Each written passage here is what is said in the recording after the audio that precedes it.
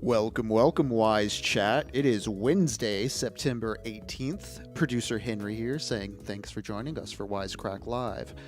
I know some of you had a severe case of the Mondays that was not looked at. Michael was also down with a heavy case of it, so we've been a little overdue for a meeting with the doctor, but he'll soon be here. Until then, stick around, lick that stem, like that stream, and we're gonna talk about some stuff today.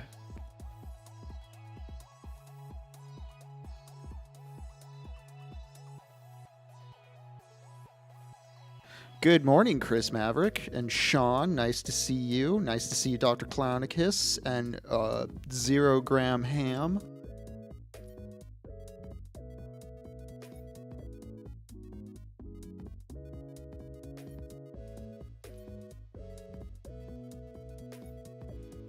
Good to hear Awesomely Numb and Daniel. Ruka, I actually do not know off the top of my head. I know it was commissioned for the channel when Griffin was still producing, and I don't know the credit info off the top of my head. Huge mistake on our part, though. I should definitely be better about that.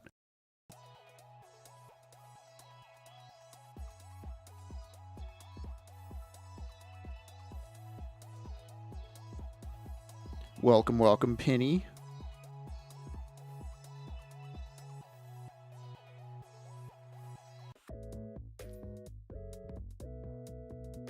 We have so many Seans today.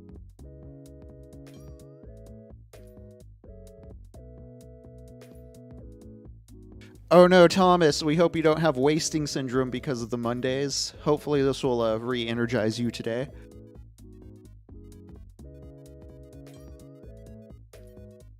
Oh, hi Mark, thanks for joining us. Hope your evening is going swell.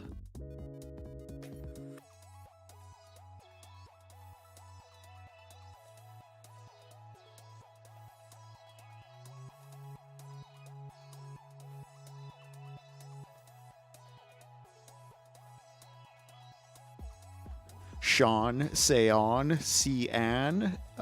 No, it's all Sean to me. I've known too many Seans with too many different spellings. It's all the same phonetic word to me.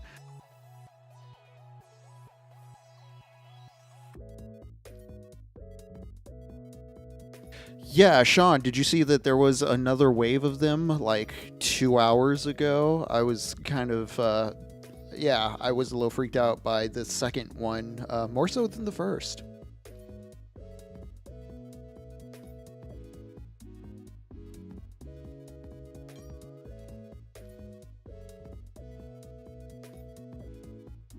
See, I think there should be a Master Sean that is spelled Sheauwin, but they'd be too powerful.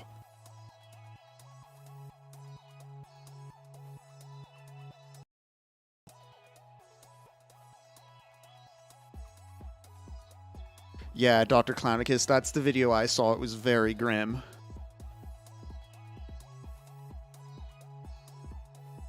Welcome, Elliot.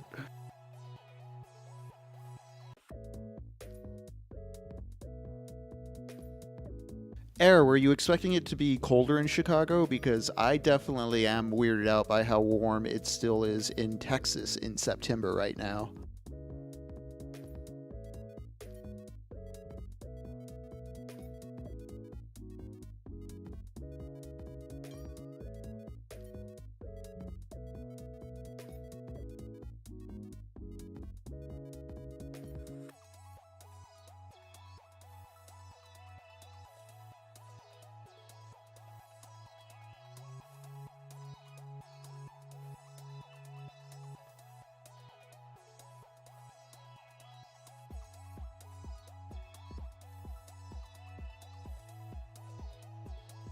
Yeah, I hope everybody's pets across the nation are okay.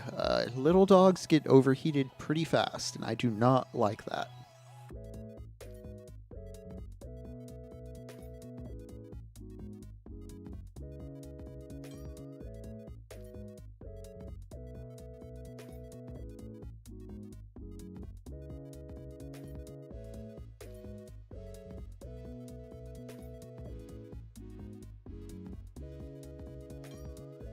Welcome, welcome, Eddie.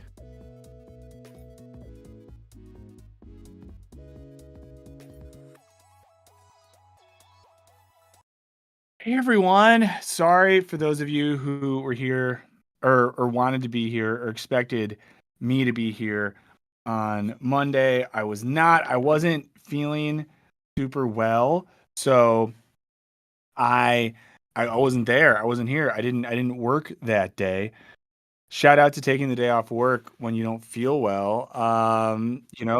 Shout out to I feel I'm lucky that I have the ability to do that. I was kind of not making fun of, but had some friendly debate with my wife. My wife is a contract worker at this point in her life, and she was like, "Oh, must be nice. Take work off and not lose money." And I was like, I'm sorry about that." Um, but yeah, I'm still not feeling a hundo percent, as the kids would say. I would say I'm probably back to 70 to 75%. I do think in general, if you have the ability to take off work, I would say like 70 is a good metric. If you're below 70, try not to push it. But I always miss, I don't miss anything when I miss work except for this. I missed this. So on Monday, I was bummed that we didn't get to do this together. So today we got a lot to get into. We're going to talk about the leaked MrBeast production guidebook, how to succeed at MrBeast. This is something that, if you're aware of the mark of the beast and the mark that the beast has left on digital culture and YouTube in particular, you'll be interested in. And if you've never heard of MrBeast before or aren't really aware of that world, I think it'll be even more insane for you to hear about some of this stuff. So I think that'll be very exciting. Also, our friend John from a notable YouTube channel, John the Duncan, is going to pop on later today and chat with us. So excited about that as well. I'm actually just finishing an email to him to tell him that I'm going to send him a link. So there you go. There, Henry, how have you been doing? How are your Mondays? I felt bad I didn't get to check in with you. What are I've your symptoms? I've been enjoying working on some tea content while the Wisecrack content was out. Small plug: Tea House Ghost is back. I just wrapped on their season 3, so they're starting to roll that out on YouTube Wait, for tell us anyone more about who. what that is. Say more. Tea House Ghost is a channel hosted by my friend Sohan. He talks about tea culture, Gong Fu Tea Cha, tea Oh, practices. yeah. He operates a tea house here in Austin, Texas, if anyone's ever in town and wants some tea. It's got a cool little bar you can go sit at, drink some tea, socialize with people. It's a nice little third space. He's a firm believer in that concept.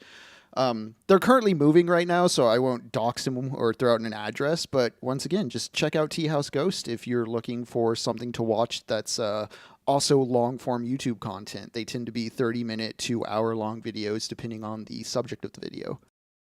That sounds great. And I've been drinking a lot of tea the last few days because I chill out on the coffee a bit when I'm sick because you're not supposed to. I will say I've prepared my first cup of coffee in days right here to consume with all of you. My coffee cup is actually from Ruby Coffee Roasters. They do not sponsor us in any way, shape, or form, but they're a really great coffee roaster out of Wisconsin. I like them. But the beans inside of this coffee, the beans that made the brown juice inside of the red cup, were some of these from our friends and partners over at Yes Please Coffee. It's our official stream coffee partner. If you drink coffee, drink Yes Please Coffee. A lot of you know this, most of you do. But they're a great company. We like them a lot.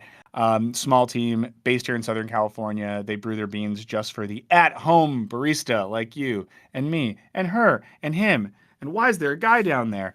If you use code Wisecrack, you get 20% off your first order. I would say probably the highest quality coffee beans you will ever have in your home, unless you are a coffee professional. So, Sean's out there rocking the Homestar Espresso out of that mocha pot. Oh, Air Rodriguez knows about Ruby. That's awesome.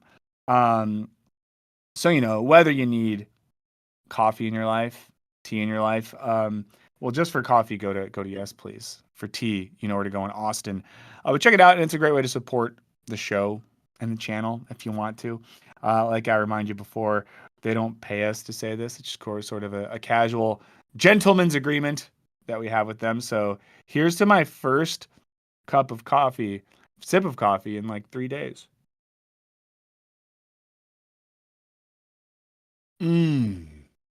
What if I just died? What if I took that sip of coffee and I died? What if it was like the IDF got access to my coffee beans and turned them into mini pagers? Oh no, shouldn't be referencing that. Shouldn't be referencing that, friends. That's not what we're here to talk about. So let's get started with some comments from you all. Which one shows up first for you? Yeah, that's all. That's all we need is the beginning. Hold on. Oh, they're in a crazy order for me, so you'll have to tell me 1 second. Okay, so the first comment, and I think was this from like last week's stream? Yeah, this is from the debate stream. The first few are from the debate stream, and then the rest are from the Friday video. Awesome. And hey, if you're tuning in, Wisecrack Live, Michael Burns, producer Henry, we're doing it, and we're doing it for you. We're going to do some comments. We're going to talk about the MrBeast Manifesto.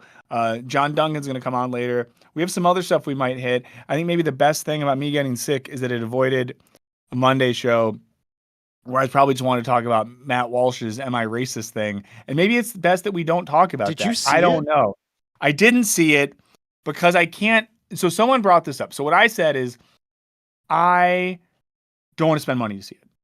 And then someone said, Same. "Well, pay for another, thing and then go see it." I'm very blessed in that the movie theater that I have a subscription to here in Los Angeles is not showing that film. AMC theaters in LA are showing that film. I have a movie pass thing at the Alamo Draft House, and props to the Alamo Draft House, even though not props to them for some of the stuff they've done with like union busting recently. Props to them from a programming level for not showing. I don't think I've ever seen like a Daily Wire type movie shown at Alamo. I don't think they would do that because I mean, like, the Alamo in LA, for example, like 1 or 2 days a week has like a drag bingo thing downstairs. Like their vibe is very not Daily Wire. But that said, I don't know if I have it in to spend money on seeing it. I did watch a really great review over on the channel Dead Domain about it, and I think I get it. I think I get what the movie's about. And yeah, it's driving me pretty fucking insane that people are talking about Matt Walsh as a satirist.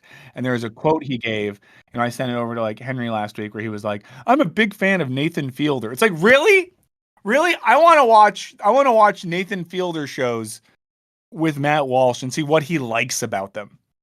Also, Matt Walsh said that I feel like he's just like trolling me with his life. I mean, he doesn't know that I exist, right?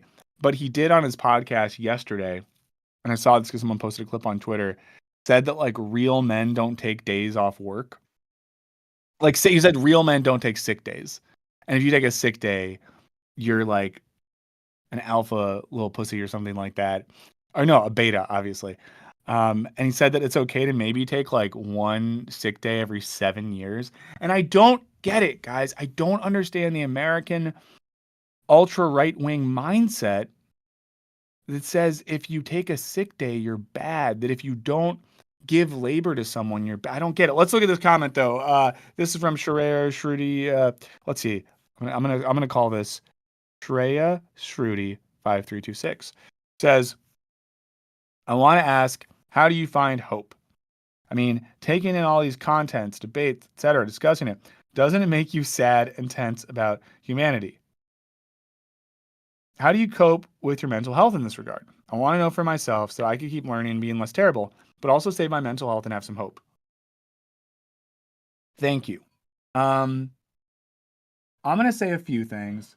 I'm sure Henry has thoughts here, and I'm sure people in the chat have thoughts here as well.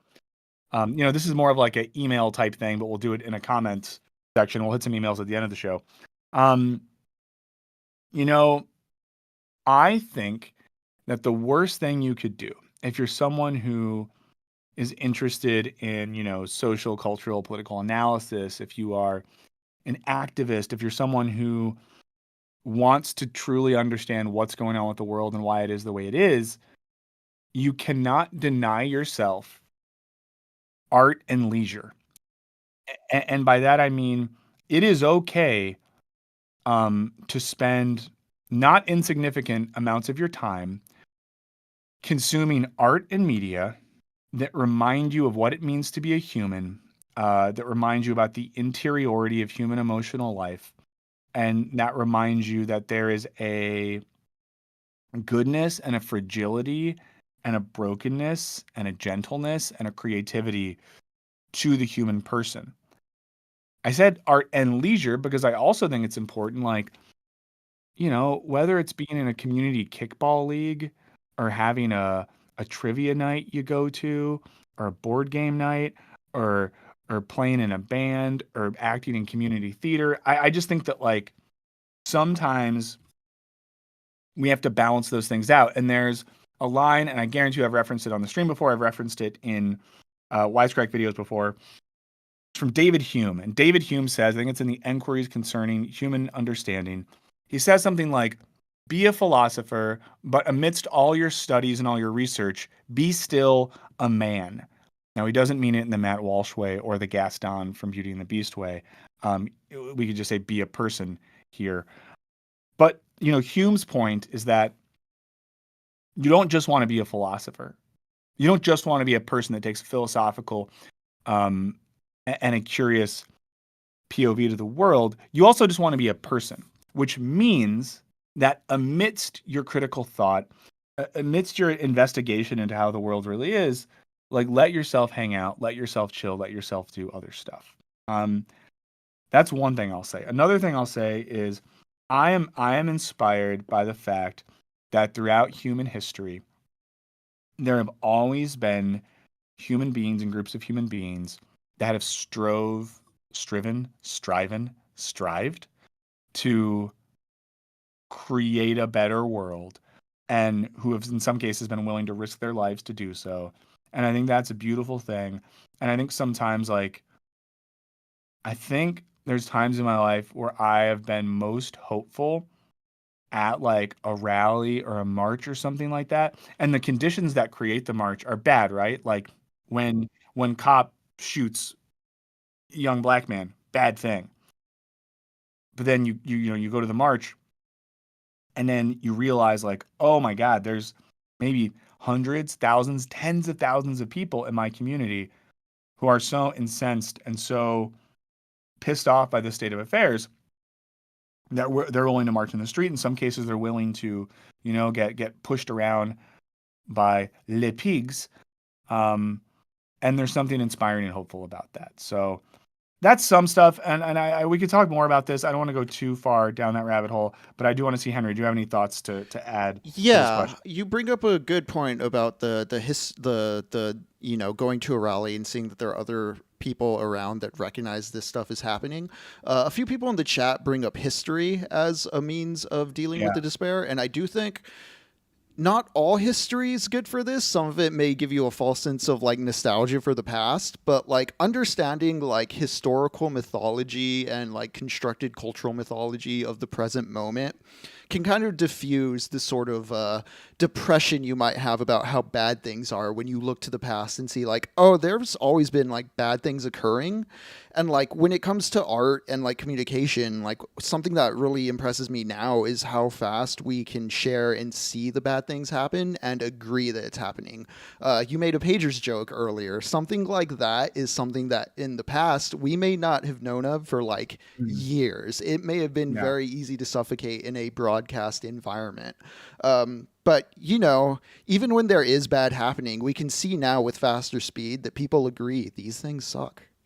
Yeah. And I will say as well, like if you are, this stuff can be depressing. It's also important to draw the line between when life is depressing and when you're maybe depressed. And then if you're depressed, that's a whole other set of things, right? Like if you're depressed, Yeah. try seek out therapy. If it works for you, take little magical pills. And by magical pills, I do not mean normal pharmaceuticals. I mean, you get them from a leprechaun that you meet in the park after dark. I'm just kidding. Take pharmaceuticals prescribed to you by a psychiatrist. But one thing I'll say is there's a book I started this morning, and I'll be really honest here. I'm not physically reading this book. There is an audiobook of this one, and there's not often audiobooks of sort of philosophy and theory stuff. So when I saw this one at the library, I snagged it. But it's called This Life. I'm looking now because I have my library audiobook app. If you're in America, by the way, most libraries will give you access to Libby. It's an audiobook app and an ebook app, and it's great. You get free shit. Shouts to the library. But it's by this guy Martin Hagland, who once got mad at me and complained. Guys, I'm going to say something I should. Never mind. I'm not going to say the thing. I have an interesting anecdote about this philosopher and how he got mad at me once because I wrote a paper critiquing an idea he had, and I found out about it in a really funny way. I'm getting close to saying it, but I'm gonna edge this one. But in this book, Secular Faith and Spiritual Freedom, and I just started listening to it, but he kind of gets into some of those ideas about like what it means to have faith and hope, but in a secular way. Something I was thinking about too in the part of the book I was listening to on the way here is he like very quickly and with many sources debunks like the whole Jordan Peterson Marx thing in a way that I found stunning. But yeah, that's all for now. But thank you for asking that question. What's next for you on your list? The Strange One, gotta love that raw dome, guys. If you were here last Wednesday, it was the most raw dome we've ever had on stream. What was the topic? Was it we were debate reacting? Yeah, we were debate reacting last week. Also, too, like, guys, let me tell you what this feels like. Michael, I hate when you guys keep talking about politics. I like when Wisecrack's gone downhill since you talk about political stuff. I don't come here for that. Tell me about Rick and Morty. Don't tell me about Trump and Harris. And then we do that stream, and then it's the most people that have ever watched it. And I have to show the dome a bunch of times. You know what I mean? So it's just like hard, guys, because sometimes you say to me, this stuff is bad. But then when we do it and it does really well, and then you say this stuff is good, and someone you do that stuff and it does not do well. So I'm just saying. Is the next one from AVJ or AJV? Tech Bros accidentally reinvented trains, buses, midday lunch breaks, public parks, and feudalism. It's on Friday's video, hosted by our friend Helen Flourish. Shouts to Helen.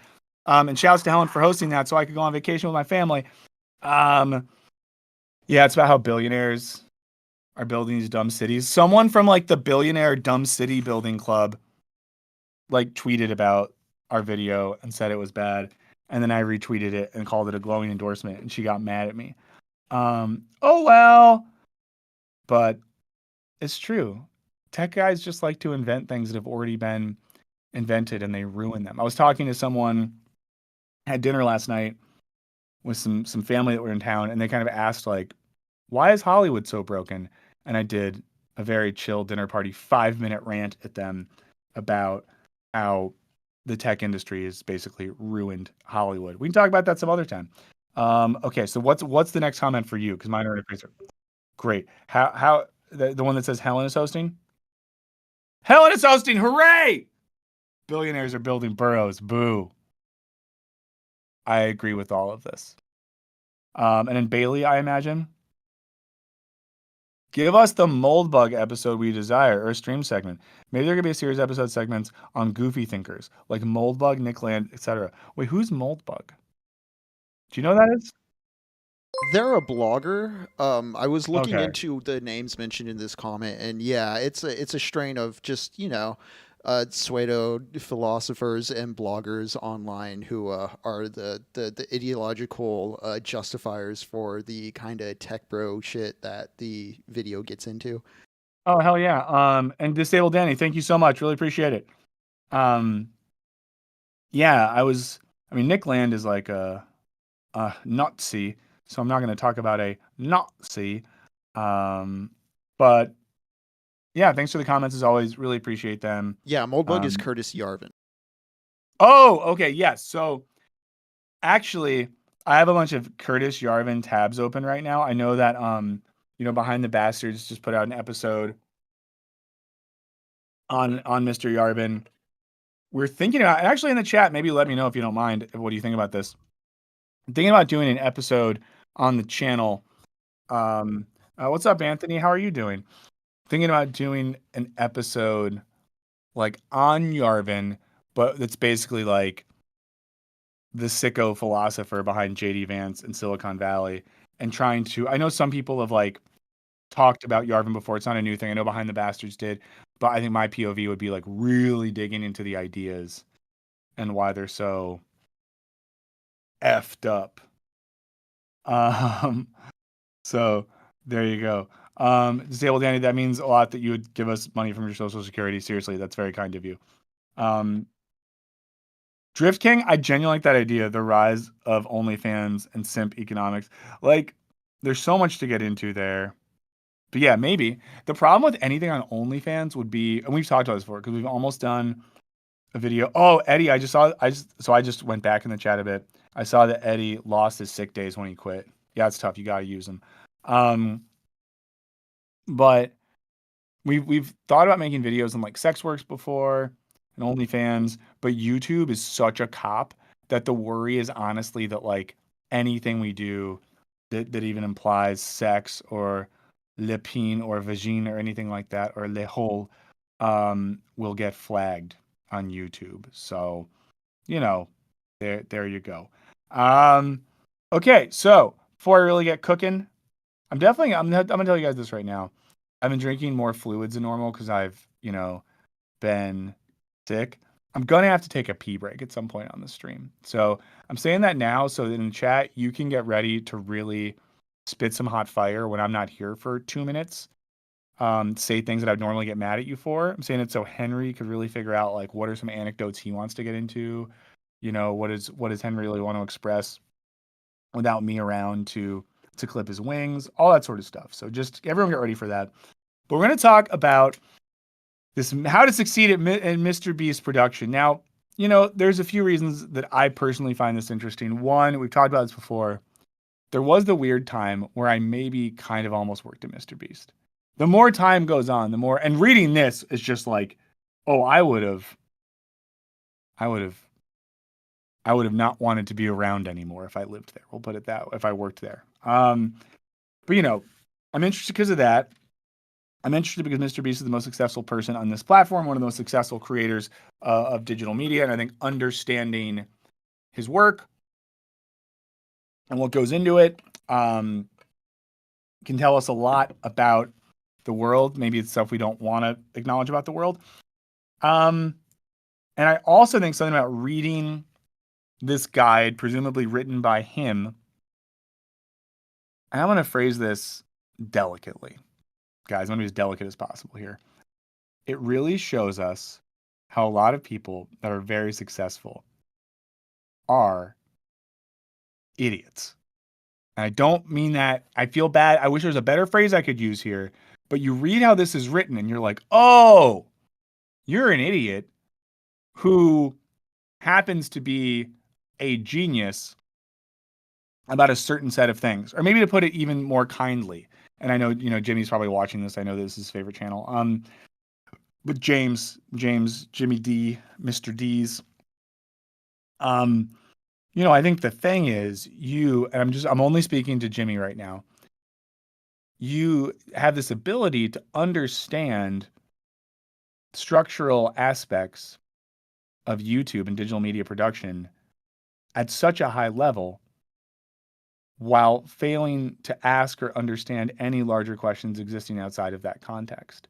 It's like the interesting thing here, the very interesting thing here now that I think about it is, I told the story before, when I did some interviews with them, both times the person who interviewed me was an absolute asshole. Would never want to work for these people. The first question I was asked was not like, tell us about yourself, blah, blah, blah. And it was, okay, you have the assignment to make a video, and in a week we have to drive a train through a brick wall. What do you do? Go.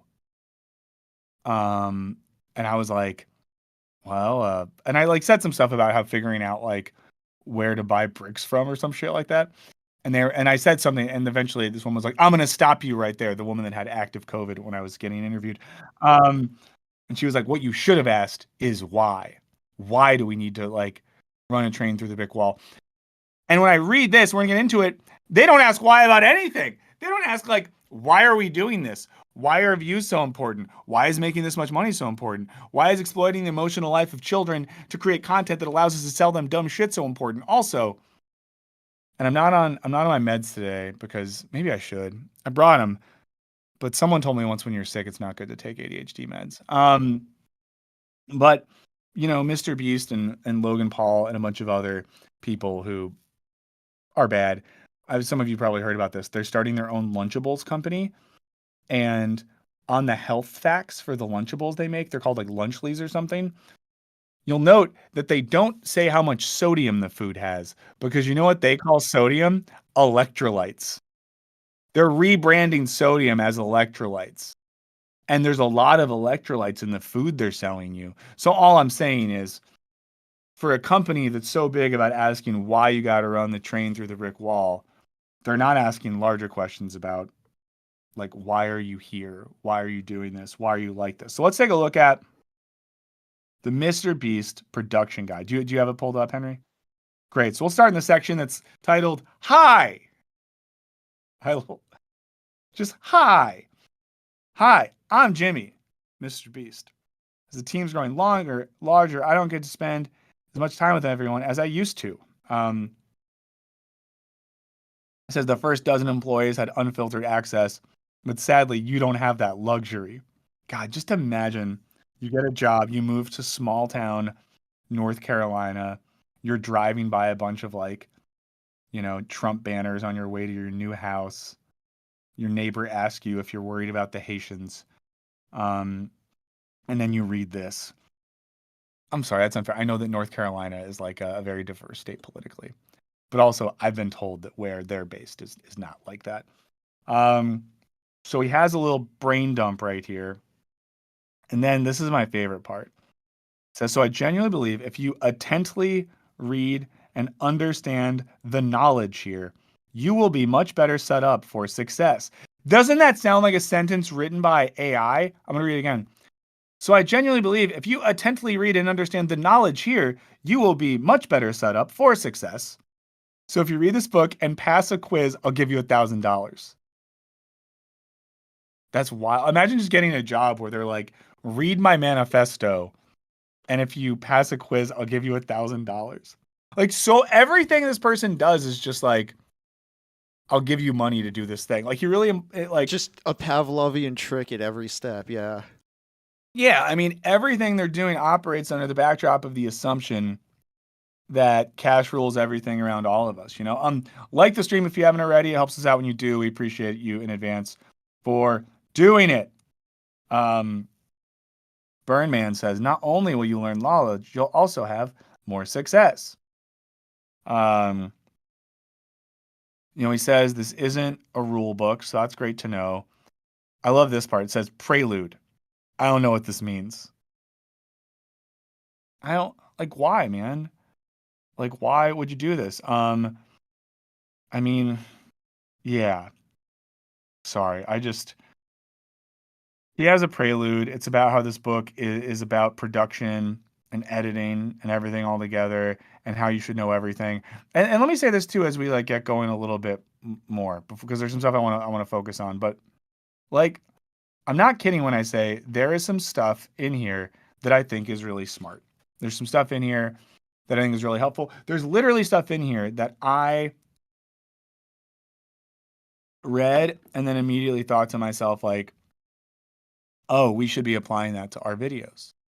So I just want to note that I think that is true about a lot of this stuff. But also, let's talk about this. What is your goal here? Your goal here is to make the best YouTube videos possible. It's the number one goal of this production company. It's not to make the best produced videos, not to make the funniest videos, not to make the best looking videos, not to make the highest quality videos with 2 periods. It's to make the best YouTube videos possible. Everything we want will come if we strive for that. Sounds obvious, but after 6 months in the weeds, a lot of people tend to forget what we're actually trying to achieve here. Yeah. Couple thoughts. I mean, one thought, how are you going to write a doc like this? And if you did it in Google Docs would tell you that there was 2 periods there. And it would be like, hey, want me to change this? The fact that there is just no grammar, spelling check at all, it does annoy me. But this first sentence, your goal here is to make the best YouTube videos possible. I mean, what does that mean to you, Henry, when you see that Okay, sentence? so when I see that and when I see it's not to make the best produced videos, it reminds me of a YouTube studio I worked at that did not do live action videos.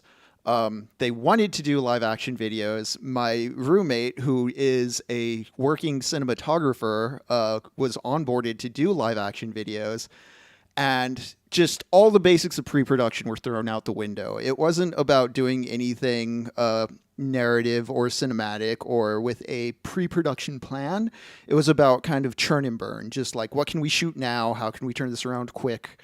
So that's what I think of. It's not about like making a good narrative or like having a coherent vision for like a plan. It's just like what can we make fast that we can throw on YouTube and get clicks and retention for. Yeah. Um, and I think then that sort of like, and I'll be honest, guys, you saw it. I just took 5 milligrams of Ritalin. I'm not taking my full pill, but I just, I'm here with you. I want to really get through this, and you guys are worth juicing for. It's prescribed to me, by the way. I'm not taking illegal narcotics on a stream. We've already had streams that are no longer on this platform because illegal narcotics were taken and discussed during them. Shouts to the 420 stream of 2023. It was a great time. Rip. Yeah, but like you're everything Henry said, obviously, agreed. And this issue of like best, I feel like best normally implies. I feel like best implies a level of quality relative to other things. The best runner is the person that runs faster than the other runners. The best dish on the menu is the dish that the most people order and feel good about. But I think sometimes best implies some sort of like quality, aesthetic quality, performative quality. And obviously here what they're saying is our goal is to make the most viewed videos. And I kind of wish they just said that. You know? But the reason this makes me sad is like, in one sense, I get it. Like, you are operating with the logic of, digital capital or whatever, which truly is, I'm not going to, do the Wu-Tang reference again, but the logic of the market is what underlies every industry and business. And in a sense, if you want to be fiscally as successful as possible, you follow that logic. But in this case, it's clear that like that's all they care about. Everything else is incidental.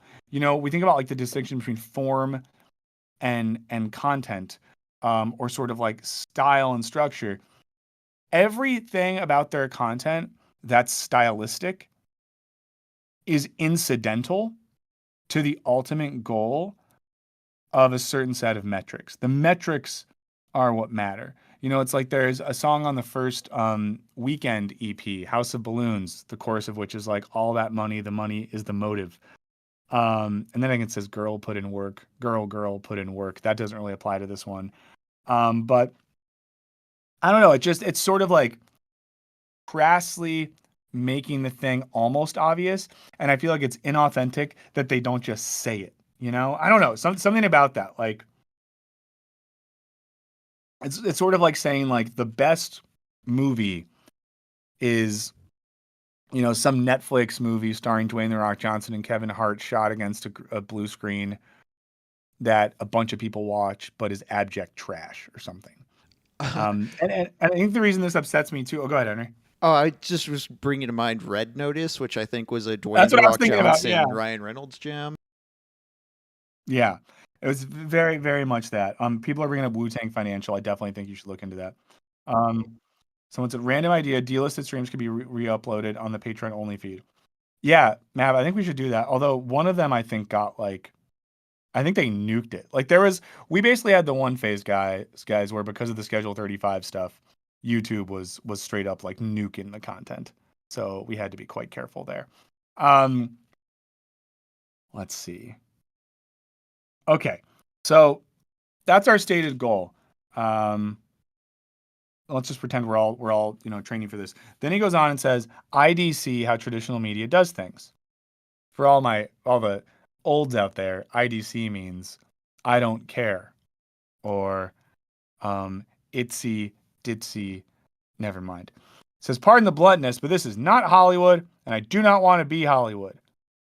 You know what? Fair, right? Because the Hollywood model isn't working. There's a lot of problems with it. And I think that, like, the beauty of YouTube as a platform is you are not as beholden to certain structural things as Hollywood is. You know, I was talking to someone yesterday who brought up a person that makes things on YouTube, CJ the X, who I think makes some of the coolest stuff on this website. Also, I'm a terrible person because CJ is supposed to come on this show, and I just keep dropping the ball. I'm horrible, and CJ's great. But, you know, CJ the X is someone, if you guys haven't watched CJ's content, please go do it immediately. Not immediately. When the stream ends, do it then. But they make stuff that kind of only works on YouTube because YouTube is a platform which gives them the ability to creatively and performatively explore ideas with a certain aesthetic that's very genuine and specific to them. And it's very clear that when CJ makes a video, they're not saying, like, how do I hit the right metrics to get the most, you know, ad potential or whatever. They're saying, how can I take advantage of the openness of this platform and medium to do the thing that I really want to do? And in my mind, that's what I love about YouTube, that people can do things like that. And, you know, the irony here is that Jimmy D is right when Jimmy D says that, you know, YouTube is not Hollywood and you don't want to be Hollywood. However, the underlying goals that are expressed in this guidebook are incredibly similar to the underlying goals of Hollywood, which is this: Hollywood doesn't give a flying shit about the what or the content itself or the art itself. They care about whether it hits certain metrics, which is why, you know, their thought is like, what actor can we put in because they, you know, have this percentage of eyes that people are going to go to the theater to see that, or what sort of, you know, thing can we reboot which people are going to see, because like they just care about what makes the most people buy tickets, stream the thing, see the thing. That's all they care about. Everything else is incidental. And in the same way, the underlying logic in the MrBeast Manifesto, it's not really called that, it's just fun to call it that, is all that matters is that bottom line. You know, contrast again, like the work of someone like Mr. Jimmy the Beast to a CJ the X. You know, one person says fuck Hollywood, but the underlying logic of their enterprise is the accumulation of capital at a rapid and infinite pace. They also do the very Hollywood thing, right? Which is like, what's more Hollywood than having products that synergize with your content so that children could watch your content and go to the store and buy your candy bar. Like when I was a kid, there was the High C Teenage Mutant Ninja Turtles Ecto. No, it wasn't Teenage. It was the Ghostbusters Ecto Cooler flavor. I just aged myself really bad there. So I could watch Ghostbusters as a kid, and then I could go to the grocery store and be like, Mom, I need the juice. It's the Ghostbusters juice, you know? And now a kid can be like, Mom, I need the MrBeast chocolate. Whereas someone like, I'm just going to keep using CJ because they make really good shit. CJ also uses this platform, but in a way that is detached, and I'm being a little bit presumptuous here, but I think this is probably the case, detached from a traditional Hollywood drive for fiscal success and accumulation. And I'm pretty sure CJ's not selling products. Although if they did, it'd probably be like a nice, like spritzy rosé or something like that. If you watch CJ's videos, let me know what product you think they would sell if they had something. Oh, I think I missed a super chat. Thank you so much, Emigre Esquire. That is very nice of you. Fuzzy Bro loves CJ the X.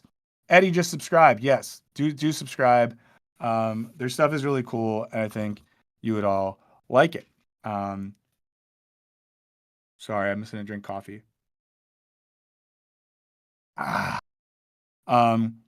Yeah, Yuntown brought up CJ's hostility towards metrics. For sure. So, like, again, and I'm not trying to, like, have stray bullets shot the way of Toronto via North Carolina at CJ. I'm just using them as an example. But yeah, so MrBeast doesn't want to be Hollywood. If that sentence is a turnoff to you, it's not a turnoff to me, Jimmy. I'm rock hard. Let's go. Then you're probably at the wrong job. I genuinely mean that. YouTube is the future. And I believe with every fiber of my body that's going to keep growing year over year. And in 5 years, YouTube will be bigger than anyone will ever have imagined. I want this channel to be at the top, which is why I say we are not Hollywood. Although he signed a deal with Amazon Studios to produce a show which is based in Hollywood. But you know, not wrong in the sense that YouTube in many ways is seeming to be a more sustainable model than streaming services. However, the reason YouTube is more successful than streaming services is that YouTube's a platform which doesn't pay people to make work. People just put their work on YouTube, and YouTube gives them a little bit of money, and then YouTube takes the rest of the money. So that's it's kind of got to think about the why here. But we could say on the flip side that one of the reasons YouTube, and I'm curious what you guys think about this, is successful, is that very set of conditions I just described allows people to make more genuine, personal, and specific content that wouldn't thrive in TV. My current obsession on YouTube, guys, is like geography and city planning channels. I've been watching a lot of City Beautiful, Geography by Jeff, Not Just Bikes, City Nerd. If you guys have favorite channels in that regard, please let me know because I've just been mainlining shit. Archer said, was there internet drama or why are we reading this? I wouldn't say drama, but it came out and it's kind of interesting, so we're going to read it. We'll do some other stuff later, though. John Duncan's going to come on in a bit. We can do other stuff, We can do other stuff. And if at any point you guys are just hating this, just let us know in the chat, and we can do something different. Up into a point. We're democratic up into a point. And it says 99% of movies or TV shows would flop on YouTube. That's one of those things where it's like, yeah, but I don't think that means anything. On top of that, they'd be wildly unprofitable, have no flexibility, and long leads. We aren't, without an E, here to make a small movie once or twice a year. I want to make one a week, LOL. I think every time there's an LOL on this, it makes me die a little bit, which is why you need to be nimble and produce content our way, not the way you were taught before. If you want the highest profitability, oh, never mind, probability of success. I thought they were finally saying it honest. And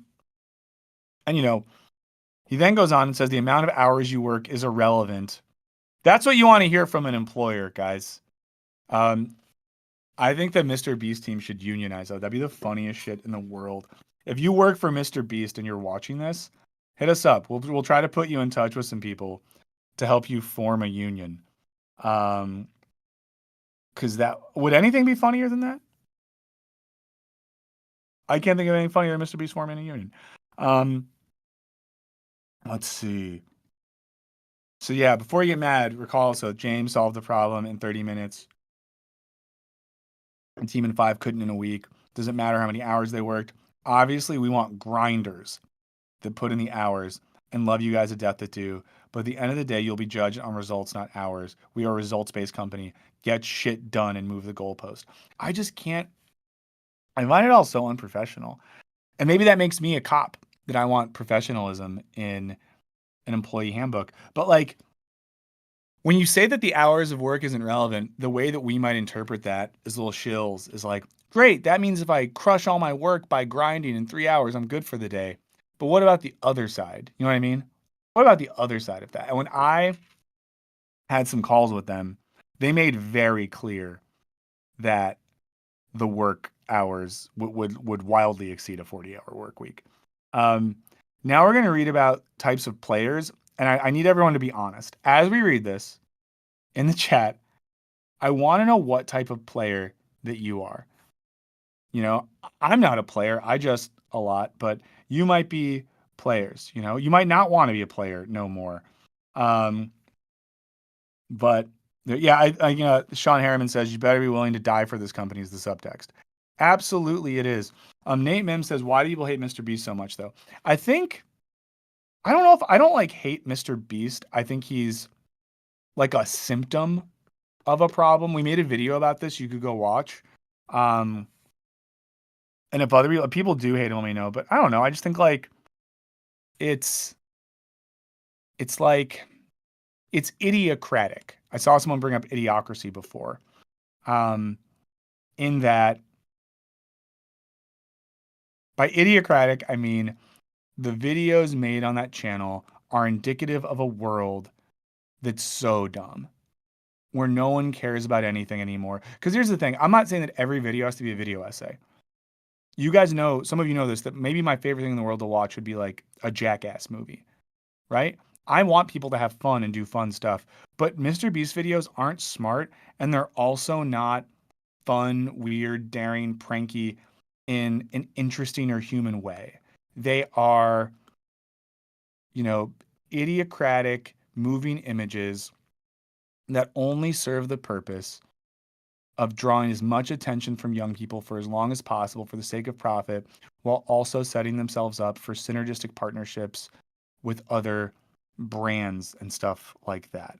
I don't know. What do you think? Yeah, I Uh, think you're getting at there's that underlying cynicism to their creation to where it's like clearly just there to maximize again the synergy, the views, the ways you can monetize it with a little care for the audience or little artistic direction. yeah, yeah. Also Eddie with the CKY2K. My God, when that came out, Eddie, do you remember what that was like to be a teenager? There's like, listen, I feel like I could be friends with a lot of you in this chat. I feel like we are friends, but certain, I mean, like, in my chat, I'm seeing Eddie and Sean back to. I feel like me, Eddie, and Sean could go have a hell of a time hanging out. I just think that's true. You know, I think we could. Um, and I didn't want to like alienate any of you because I'm sure we could all have a good time. Um, Anish, Show Me the Meaning is returning in 3 weeks. I think I gotta have a follow up with Henry about that. Sometime in Actually, October, yeah. yeah. I had a meeting with the guys last week. I need to follow up because when I got sick, I fell behind on everything. Okay, let's find out if we're A players, B players, C players. Okay. As I type this, any good writing starts with "as I type this." I want to really get the subjectivity of the typer. As I type this, I realize it might not be the wisest to categorize everyone into 3 buckets, but this is how I believe we should look at everyone apart. Okay, I believe we should look at everyone a part of the production team. What are we doing? I just move across the country. I move my family to this town in North Carolina where my neighbor says, "Come into the clan meeting this Thursday, bud." I'm sorry, guys. North Carolina is great. A lot of great people in that state. And then I sit down and I read how I believe we should look at everyone a part of the production team. Like, I'm not making fun of him for not being the best writer. Google does this for you. You know, download the free version of Grammarly, Jimmy. It's easy. You know? Um, I mean, also too, when people say like, why might we not like MrBeast? I mean, they're like 2 steps away from doing a race war video. Like, I built this cage and I put people from every race inside of it. And for the next 100 days, we're going to see who comes out on top to finally decide which race is best. Brought to you by Sprite. Yeah, Let me know chat in the was chat which pointing out race is best. chat in Sorry, go ahead. earlier chat was pointing out the poverty tourism of some of his stuff as well as a point of dislike. Yeah, not the best. Not the best. Let's see. What did? Yeah, I'm looking at Mav said some people hate him because they're jealous of his success. Other people don't like his business practices. For some, it's monetizing philanthropy. Other people don't like the content. Whew, it's a lot of stuff. A lot of reasons. So let's learn what kind of players we are. You're either an A player, B player, C player. There's only room in this company for A players. I got told that on like my call. I think I literally got told that I might not have been a high quality individual or something because I think I said something to the effect of like, oh yeah, I like working hard and I like working on interesting creative products. At the end of the day, like I have a wife and a family, and that is my priority. And I want a job that can allow me to like use my skill set while I basically got called like a little bitch for being like I want to spend time with my child that was just born. Um, you're either A player, B player, C player. A players are obsessive, learn from mistakes, coachable, intelligent. Hey, at least intelligent was spelled right. Don't make excuses. Believe in YouTube. See the value in this company and are the best in the goddamn world at their job. Let's see. A players. I'm obsessive. I think I am. Learn from mistakes, yeah. Coachable, to be honest, not so much. I'm a wild card. You can't coach me. I'm like Was it Mighty Ducks 1 or 2 where there's the Bash Brothers?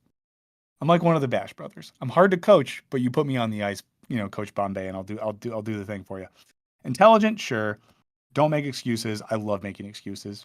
Believe in YouTube. I do not believe in YouTube. I do not have a spiritual belief in an advertising platform created by Google to exploit the work of people. Sees the value of this company. I see a fiscal value in the company, but not a spiritual, emotional, or political value. And I'm definitely not the best in the goddamn world at their job. I could list right now 10 people that are much better at doing the precise thing that I'm doing right now. So I'm not A. Let me know if you're A in the chat. B players are new people that need to be trained into A players. That's a weird definition. And C players are just average employees. They don't suck, but they aren't. Why is there no E on his keyboard? No, there is because they're next to exceptional. But they aren't exceptional at what they do. They just exist. What's the point of an A player being coachable if a B player is someone that needs to be trained into an A player? Like, you think, like, if you're coaching B players, that'd be a trait of B players, not A players? Yeah. Well, listen to this further description of guys of the C player. They just exist. They do whatever and get I don't know why I went French there, and get a paycheck. Isn't that what we want to do? Don't we want to exist? Do whatever, get a paycheck, and then live our lives. Go home, do what we want to do with our lives, consume the content we want to consume, do push-ups, make a vegan chili, go on a walk with a friend, look at leaves, wonder what kind of leaves these are. Look at dogs, play a ukulele, whatever. We just want to exist, do whatever, and get a paycheck. They aren't obsessive in learning. C players, I like how we go from like, they don't suck to they are poisonous in 2 sentences. They're So just first, average employees, but they're poisonous? Jeez. yeah, they're just average. They don't suck. They do whatever, and they are poison.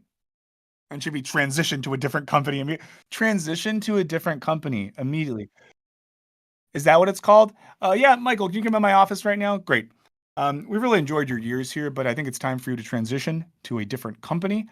We do not know what that company is. That's for you to do. It's like it's just fire people. But then it's okay. We give everyone severance. They'll be fine. I feel like there has to be some kind of like labor violation in some of this.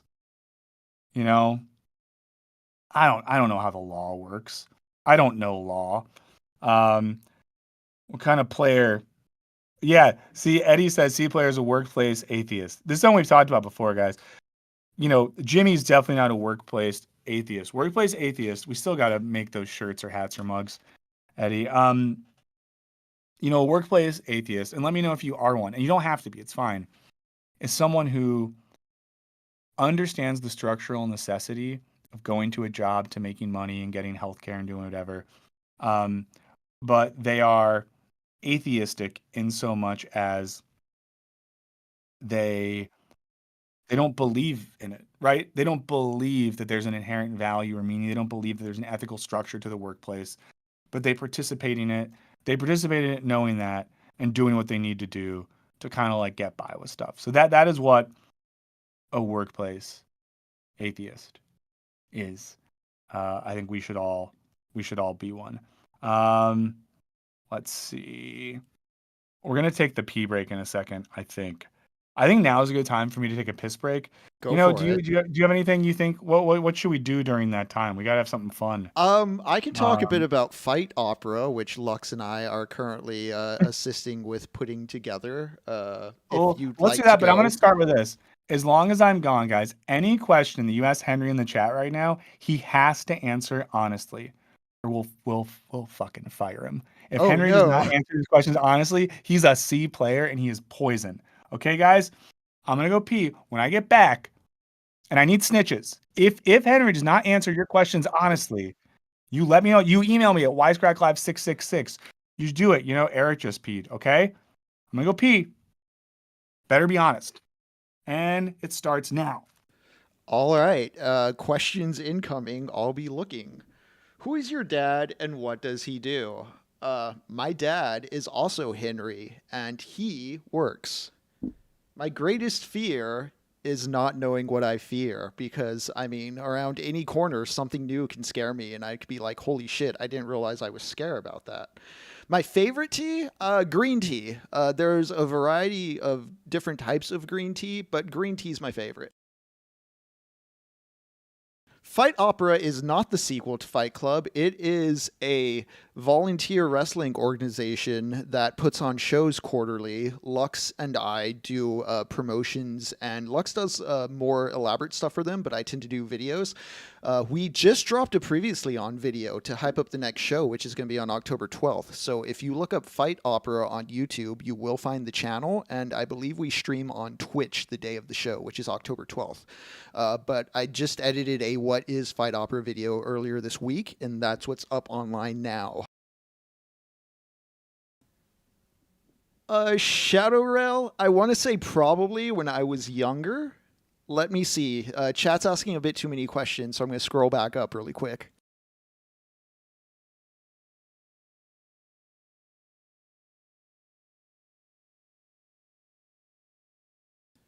Eddie, my favorite taco place? Ooh, that's tough. There's a few different food trucks around Austin that I really like. Tacos El Pastor down on Riverside's really good. Uh, I think I'll have to go with that one. As far as what kind of poison I am, I'm the one that tastes good. Honestly, Gilberto, I'm happy to answer that. It's Stuart. It's a very, very broad and vague final name or last name. Why did I say final name? The end of all names? That sounded theological. The end of all names? Favorite color's blue. How tall is Michael? Sorry. Brisket.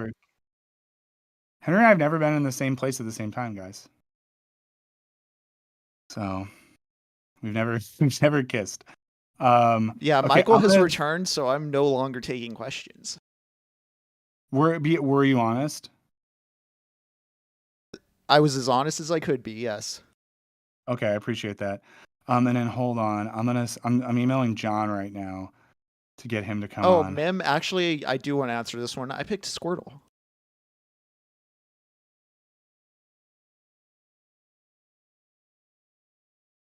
Okay.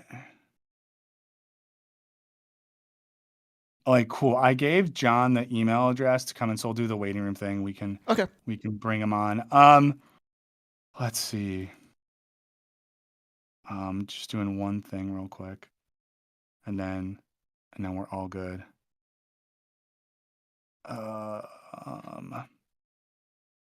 I really appreciate that you were so honest, Henry. Yeah, I just, does anyone else do that? You're sick, you drink more fluids, pee more, that sort of thing. Okay, guys, so Henry is a good host. Tito's Tacos. Okay, I'm gonna be really honest. So Shadow Rail said, Michael, did you wash your hands? I'm gonna tell you exactly what happened. Oh, 69 DJ said that too. I peed, and then I started to move out of the bathroom without washing my hands because I was like in a hurry. I stopped. I paused. I even kind of looked at myself in the mirror and had a moment of self-reflection and interrogation. And I thought to myself, Michael, you're getting over being sick right now, and the way people get viruses is stuff like, you touch something dirty or gross and it makes you get sick. So I went back and I washed my hands, but I'm just being honest with you that I had to think about it. So that's where we're at with that. Hey, it's 11:06. If you're just tuning in, this is Wisecrack Live. I am Michael, BURNS. I'm here with producer, HENRY. We're about to be joined by John, the DUNCAN. I can spell. And we're chatting about the MrBeast Manifesto. I think we're gonna make John talk about it. Should I just pull John in now? Let's just pull John in. Why not? Why not, guys? And John will have. Oh yeah. Hey John. Are you gonna do video? Oh, I could do video. Yeah. Am I here Yeah. to? I'm so shit at Discord. Oh, it's okay. There's like a button. This happens. Listen, I would say more often than not, when people join us, we have to There we do go. all thing. Oh, there you are. There you are. Hey, check out the shine on the skin. That's a Oh, it Scottish looks face. great. It looks great. We love Scottish skin here. We have a few Scottish friends that hang on the chat sometimes. Yeah. If you're here, say yourself. Say who you are. Um, and it's nighttime too, so that's fun. I'm sure like a lot of you on this channel, you know who this gentleman is. This is John from John the Duncan. Great channel. We like the channel a lot, and John actually wrote one of our last videos, a contentious video. A video that I loved looking through the comments of that. It was great. It was good fun. yeah, I mean, I feel like that's maybe I'm wrong here, John. You let me know. I feel like on your channel, do you get that many like psychotically angry or annoyed at you comments, or is it mostly people that are just like, hey, we like and support you? I mean, it depends. I went through a very recent period of being harassed by Destiny fans and people who Yeah. really didn't like the fact that I said Shrek was gay.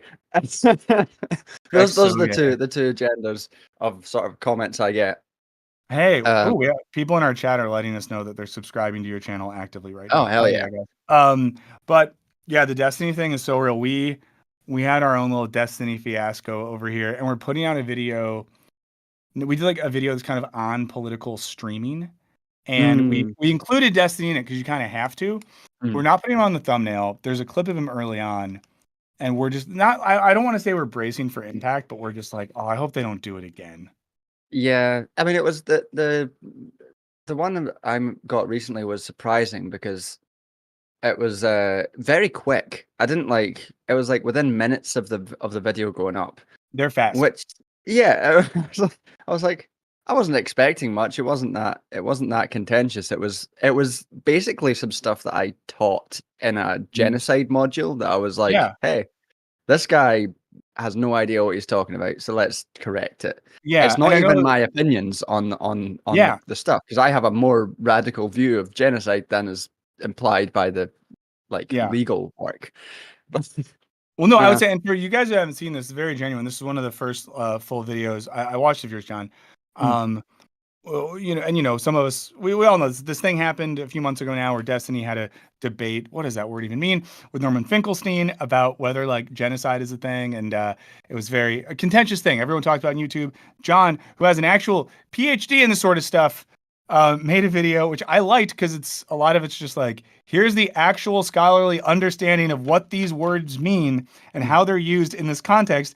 And you weren't even like mean about it. You were just like, what this gentleman is saying doesn't make sense relative to the discourse. I mean, you were kind of mean about it, but Well, yeah. justifiably Now, to be so. fair, I was pretty mean. Yeah, but I don't know. I guess I'm giving you more credit, but I mean, but that's like it's a sort of I would say it's the curse of the YouTuber who knows too much that we have to watch people like Destiny talk about genocide or like Jordan Peterson talk about Marx or whatever, these people, and they just say things that are so verifiably untrue and not grounded in like anything, but they just say Yeah. them loudly and proudly. But all I'll say is we're not going to talk about Destiny at all today because we don't want that smoke. Yeah.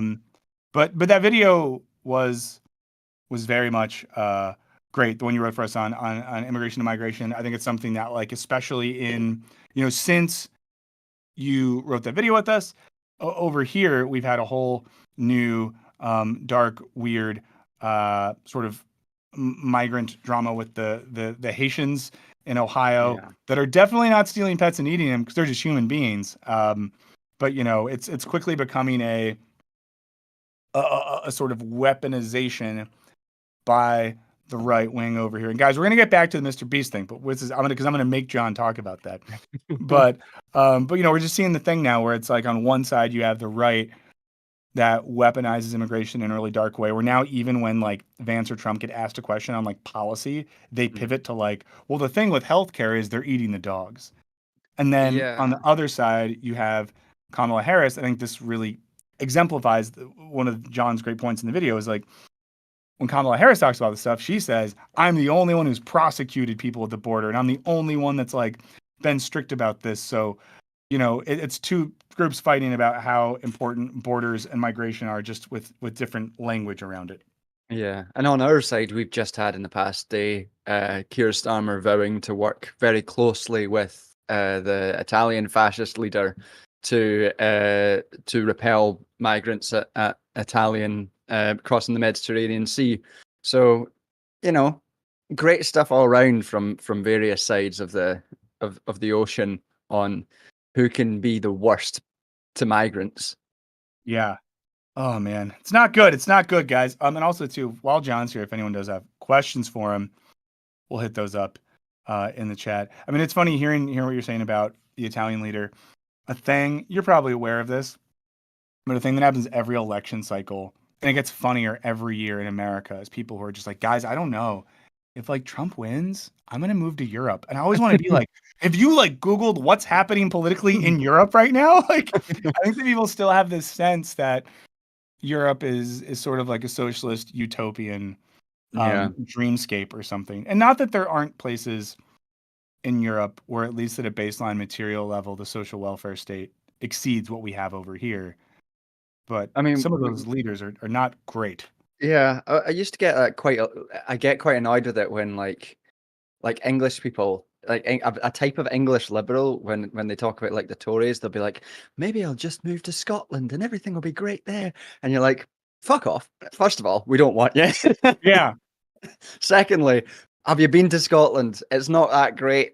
We're fucked up in just the same ways. It's like the same thing with like the US and Canada. They're like, oh, Canada's so much better. Then you go to Canada and Canada's like, we don't like those indigenous folk either, guys. Yeah.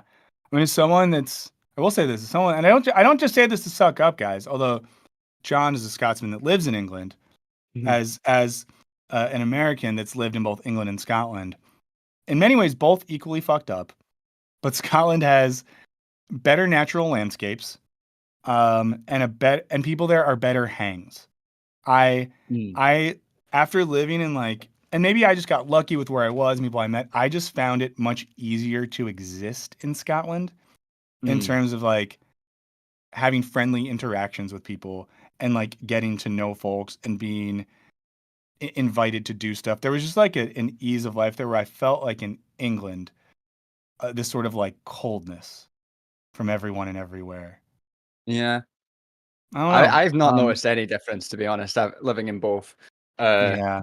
Well, there just you like go. the self-hatred for living in England. That's Scottish. You gotta have that. You gotta have that basic level of self-hatred. That's just how we are.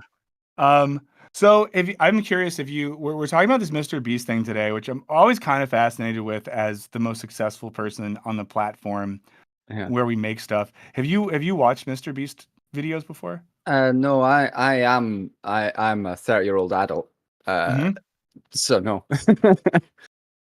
Nor should you have. I watched my first MrBeast video a year and a half ago when I got an email from one of their recruiters about maybe working with them. And it's a thing I only said yes to because I thought at the time if they said they would like pay me more money than I was making, I could be like to the company that owns us now, can you give me more money so I don't do that?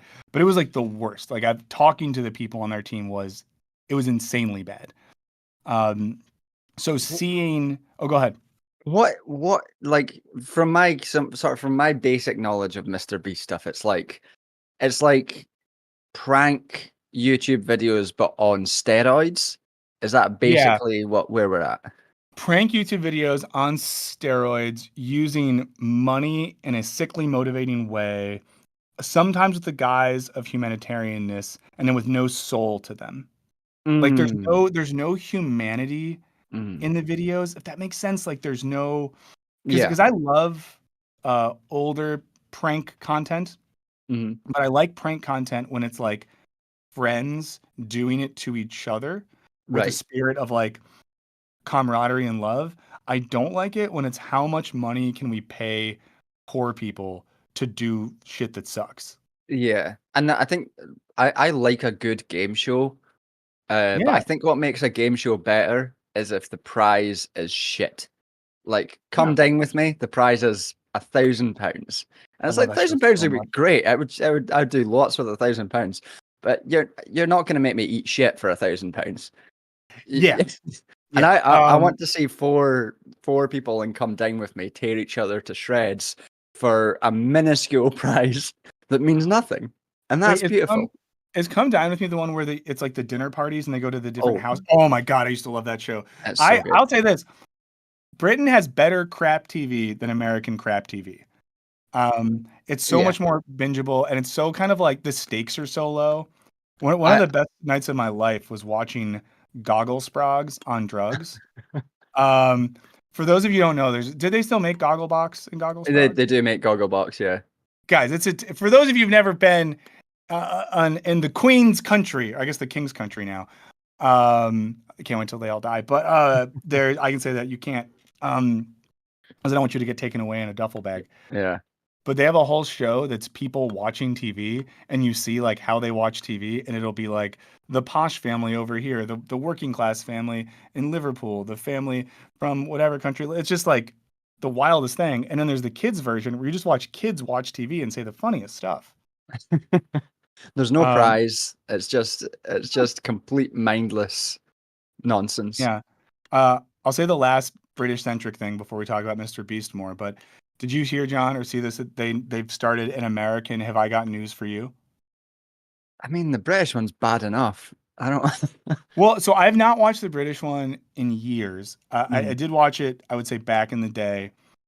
And something that always stood out to me about that and other like news quiz type shows in Britain, which as an American when I was really young shocked me. It was like, oh, they really do, to use the native parlance, take the piss out of everyone.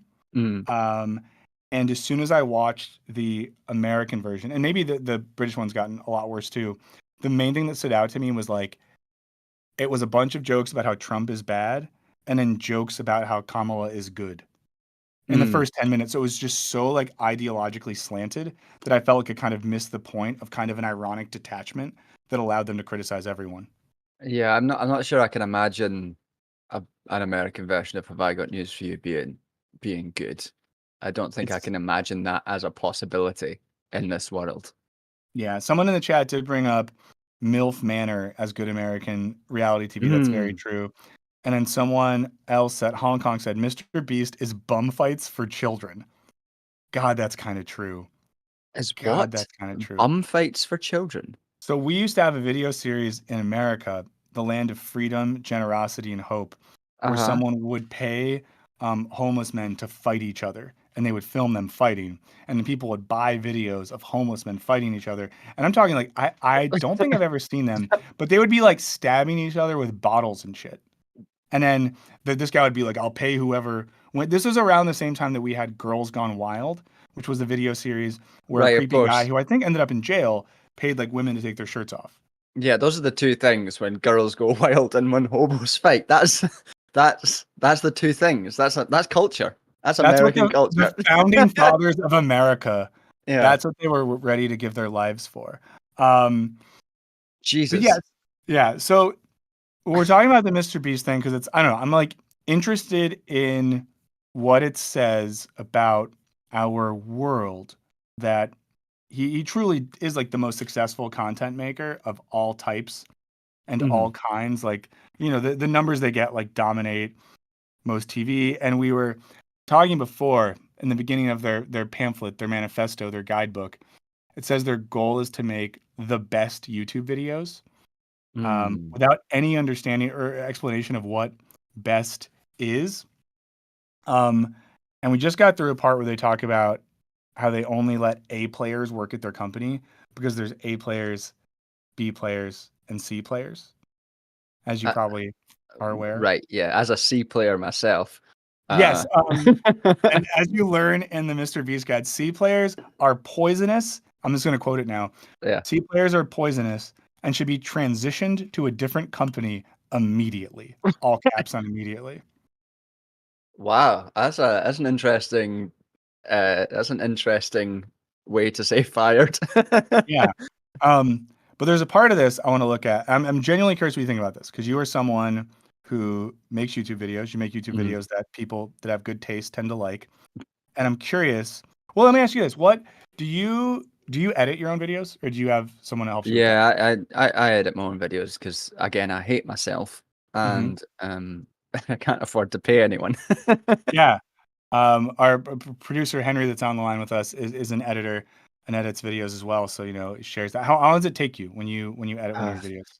Your If it's videos are like long too. if it's like 45 minutes, it'll be like 4 days maybe. Yeah, Um, that's it tough. depends if there's anything vaguely interesting with the camera, and by interesting I mean 2 shots. Then it'll take a lot longer. Okay. So you're, a one-man shop. That's good to know. But in this guidebook, there's a whole chapter. It's called "What Makes a YouTube Video Viral," and this is where I'm not above acknowledging that there's some stuff here. So he says that he spent 5 years of his life locked in a room studying virality. So some days, me and some other nerds would spend 20 hours straight studying the most minor thing. Like, is there a correlation between better lighting at the start of the video and less viewer drop off, or tiny things like that? It says, and the result of those 20,000 to 30,000 hours of studying is I have a good grasp on what makes YouTube videos do well. He goes on to talk about click-through rate, average view duration, and average view percentage. And for those who don't make YouTube videos and just have nice lives, enjoying content while doing other stuff, when we make a video and you put it on the things one obsesses over are stuff like click-through rates and average view percentage and stuff like that, because YouTube will basically tell you like how many people that see the video click on the video and stuff like that. And he goes on to talk about like title and thumbnail and that sort of stuff. And here's the thing I think about. I'm curious what you think about this, John. I'm curious what people in the chat think about this as well. He does kind of show that they have figured out like the psychology and the science of how people consume content on YouTube, and have kind of figured out how to keep people engaged. He has a whole thing about like minutes 1 through 3. And when I read how they describe it, I'm like, fuck, this sounds right. And I don't want it to be right. But I wonder how you think about this, right? Because we all just want to make like good stuff, I imagine, that feels honest and that feels reflective of what we're into and that feels like it's worth an audience's time. And I'm curious, for all of us consume videos as well. Sometimes I get caught up in the contradiction of like wanting to make a certain type of thing, but then acknowledging that there's a logic that's borne out in data that people sometimes do react better to punchy, crazy, over the top, valueless things. How do you think about that as someone that makes stuff? I mean, I'm hugely skeptical that MrBeast has discovered anything new. To be honest, I think I love it. No, that's what you're here to. You're here to provide some across the pond skepticism to my naive optimism. Like, I mean, like, there's some like classic fucking TV editing standards that are like cut a shot every 7 seconds, it keeps a viewer engaged. Shit like that people have known about for ages. Sitting in a room and studying virality for 20 to 30,000 hours, like if he hadn't gotten successful, I mean, then nobody would give a fuck. But like he got successful, and then he could say a bunch of shit, and suddenly like the luck of getting successful is like maybe he's right. But like I don't know, basic things like, is this catchy? Fine, whatever. But lots of things are catchy and then get boring. And then the more successful you get, the easier it is to get more successful on YouTube. That's another thing. So there's just a whole bunch of shit that I think has played into whether or not MrBeast is successful. And lowest common denominator fucking TV is always successful because it's like a drug. I'll watch. Come down with me not because it's great TV, but because it's shite. That's where like a contradiction. I'm bad at it. I'm not very successful YouTuber, so it's not very I'm not the best person to go for that, because I just sort of I make the things that I think are fun and interesting, or have annoyed me. And only occasionally will dress up as a chicken. You got to do it sometimes, though. You got to do it sometimes, and again, that's for myself too. So I don't know. I don't let it bother me about trying to figure out how to go viral or how to do successful videos, because I don't think anyone really knows. And things that I think are going to do really well do shit, and things that I think are going to do shit do really well. My most popular video is a is a really poorly lit, grainy ass fucking video about Chicken Run being communist that got copyright struck, and I didn't fix it because, like, when it first came out, I didn't fix it because I was like, no one's gonna watch this, no one gives a fuck about this, and then it started getting like 100,000 views, and I was like, well, fuck me then. And now I still get people shouting Chicken Run at me in the street. That rules. Oh my god, that's the best. What a fun guys. Anyone in the UK, if you're in London, see John around, just follow him around screaming Chicken Run ruthlessly. Yeah. Follow him home yelling it. That's amazing. Yeah, I mean it does. I mean that's the thing too. It feels like there's a contradiction sometimes on this platform of like the idea that one can game the system and the fact that so many things that do go viral or perform well, it's so hard to quantify the logic of how that thing happened. Mm-hmm. And there's also the factor as well that like there's so little control that folks have in terms of how a video is served, who it is served to. There's all these like magical factors that we just don't get to see. Yeah. And like one of the major things is just posting lots. So one of the reasons that streamers get so big is because they can cut up their streams into digestible bits and pieces of content, low denominator content that they can just fucking churn out. And lots of people watch them. More people watch them. It directs more people, and they just churn out more slop for the fucking slop market. We do love the slop, though. We love to eat the slop. Yeah. Like open my mouth, put my face over the sewer pipe, and just suck it up. That's what happens. So I want to read some of these things. Henry, these are on page 23. MrBeast has a random things you should know part. I think some of this is just kind of funny. One of the random things you should know is do not leave contestants waiting in the sun for more than 3 hours. Squid Game, it cost us more than $500,000. And Boys versus Girls, it got a lot of people out. Ask James to know more. I just love the idea. What does that mean? I don't know. You just go to work at a place and they're like, don't leave the humans in the sun for more than 3 hours. Ask James to know more. It sounds like they bought some like off-brand humans that went off really quickly in the sun, and they had to buy a bunch more. Yeah, it's like, you can't leave the people out. They'll grow. They go brown and sprout little hairs. Yeah. And I'm interested in the use of this word. They say spectacles are videos that only the MrBeast channel can do. Not every video should be a spectacle. I realize those videos are hard, but that's the point. I mean, obviously, I don't think they are, thinking of the tech society of the spectacle as they write about that. But I do love that they at least acknowledge that what they do. I mean, I do think the thing about MrBeast videos, they do sort of get at like this pure capitalist media economy spectacle of the contentless, valueless thing that does nothing but sort of obfuscate market operations while making us all say, wow. Yeah. I mean, someone has to do it. It is just a spectacle. Yeah. This one is funny. He says, there's a couple more of these. He says, do not talk down to talent or do anything to make them feel like shit. I need them to be happy and in good moods. And those boys are special to me. But the talent. Yeah, but the talent are like his boys. Because Oh. I don't know if you know this. So MrBeast has like a squad of his boys, and they like hang out. The Beastie in the Boys?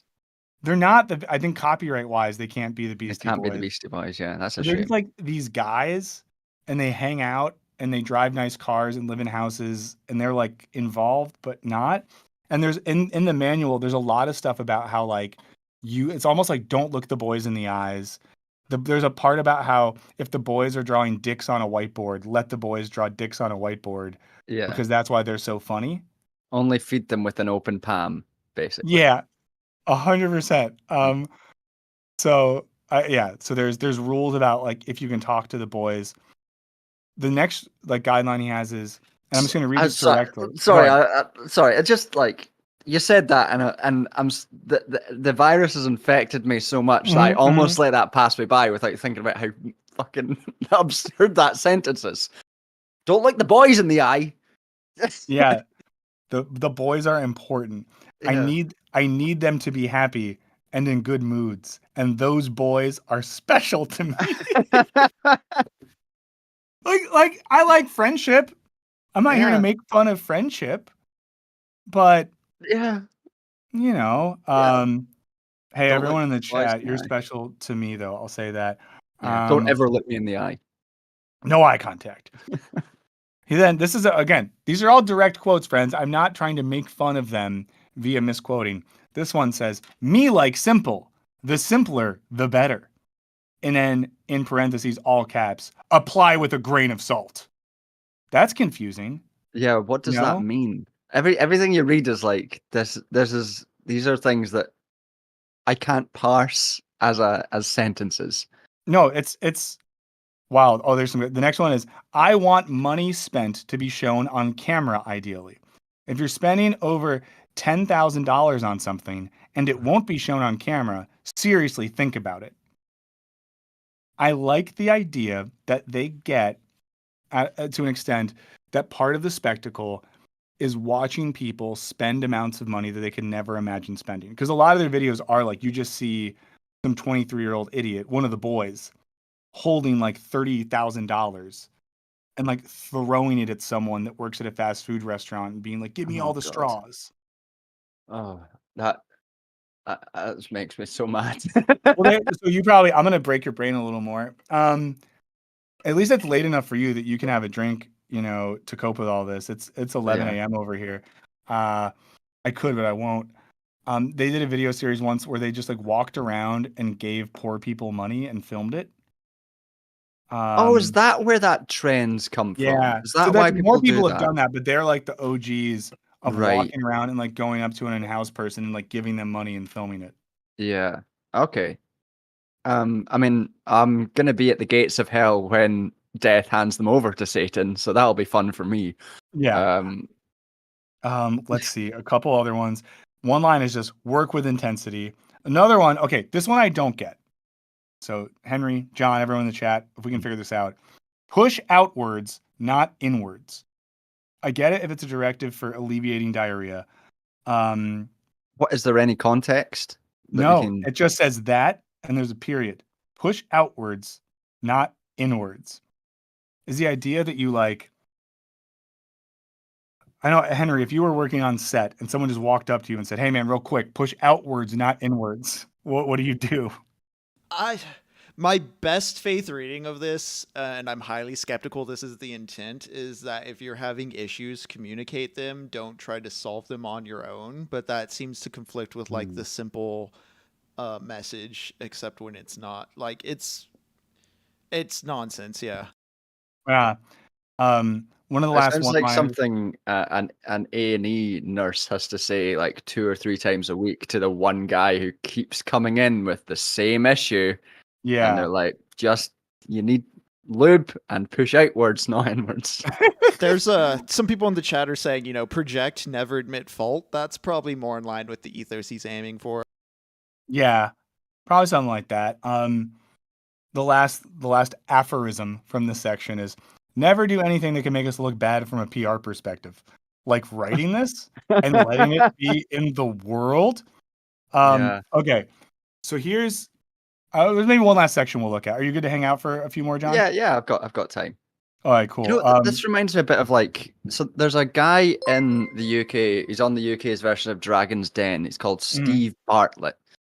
You might have seen him, like he goes viral on TikTok interviewing people now and then, but he sort of positions himself as like a social media guru. And he's not really. What he did is he bought expensive stuff and got his celebrity friends and then interviewed them. And now he goes on Dragon's Den and he's like, what you need to do is just imagine yourself successful and then push yourself towards that goal. And, bullshit like that. And then hawk some like fucking erectile dysfunction pills or something. And it's like, that's how you get successful on social media. Yeah. And it's like, that's true. You got successful by being rich and having friends and hawking boner pills. But I can't do that. Oh, this is a reminder as well. This stream is sponsored by Small Dick Big Dick. Use code "Give me that big old thing" for 400% off penis pills. And I am sponsored by Dave's Dildos, as I discussed on my last stream. Yes, I did catch this. Have you guys ever subscribe to John's channel? Because it's great. Because you get to, especially if you're in America, you get to see John streaming with like nighttime vibes in the middle of your day. So he's just like laying down some jazzy licks, sipping some vino, shooting the shit, and you're just in the middle of your workday, and it's a nice contrast. So, highly recommended way to hang out. Yeah. Yeah, I know we can't get dick pill sponsorships because all those sponsors are like, this guy does not look like he has had sex. We are not going to pay him to say that. We used to do one with one of the companies that does the dick pills, but they did the hair loss stuff with us. Right. But then I talked too much about being bald and being okay with that, and they were like, no more, because I Oh wanted no! everyone to know that it's okay to just be bald, and they were like, no, Just we this isn't working for us. every video where you're just like, as a proud bald man. Yeah. So, to work with them again, I have to be like, as someone that fucking hates myself, who Yeah. looks in the mirror and thinks, I wish God never made me. Yeah. I love these pills. So here's the goal. I like this part of the MrBeast manual. It's on page 25. We finally get, what is the goal of their content? And here it is. Mm. To excite me. The goal of our content, I'm just reading all this verbatim, is to excite me. That may sound weird to some of you, especially if you're new, but to me, it's what's most important. If I'm not excited to get in front of the camera and film the video, it's just simply not going to happen. I'm not fake, and I will be authentic. That's partly why the channel does so well. And if I'm not excited by the video, we're fucked. Mm. Luckily, I'd say I'm a pretty predictable guy, at least in this regard. Ha ha. What excites me is what I believe will make the audience happy. That's what it has always been and always will be. I'm willing to count to 100,000, bury myself alive, or walk a marathon in the world's largest pair of shoes if I must. I just want to do what makes me happy and ultimately the viewers happy. This channel is my baby, and I've given up my life for it. That just gets kind of real out of nowhere. Yeah. I'm so emotionally connected to it that it's sad. LOL. But this is one thing I will never compromise on. Yeah, let me see. Then he just says a I bunch of don't stuff. Yeah, and he know. says, that's literally what I live for, to see these videos get better and ultimately make the viewers happy. I don't know if you're allowed to put the phrases walk a marathon in the world's largest pair of shoes next to I will die for this. I think that's illegal, actually. Yeah. When he says I'm so emotionally connected to it that it's sad, LOL, it makes me think of that Mm. text that you send through tears where like your friends are like, oh, sorry, you can't join us on this thing. And it's like, I guess I'll just stay home alone and cry, LOL. Yeah. But you really are just at home alone Yeah. having a bit of a cry. I mean, I will say, I'm doing the devil's advocate thing here. I think he's right in so much as like, if someone watches one of your videos, John, they're not going to like it if it's a topic you're not excited about. I did a Yeah. thing recently where I was going through some of our videos and looking at like what does well and what doesn't do well. And it is like, oh yeah, the stuff I'm really excited to talk about is always going to do better than stuff where it's like, we need a video, here's something. But the idea that this young man has given up his life for this thing and his entire psyche is driven by this endless drive for to make viewers happy, but to make money, to get views. And then it's like a projection. It's like the company involves existing within the psyche of this man. And he's kind of saying Yeah. like, if you want to work here, you have to participate in the particularity of my, digital capitalism pilled psyche. And I absolutely believe that this guy is authentic. I think that Yeah, this is I don't think his this is bullshit. authentic self. And that makes it sad. I think yeah, right in the sense of like I can't make a video if it's not something I'm interested in. Which is one of the things that stops me from putting out more videos because I just get bored and I wouldn't do it. I would sooner just get another job than die for being a YouTuber though. I think that might be a nicer life. Yeah.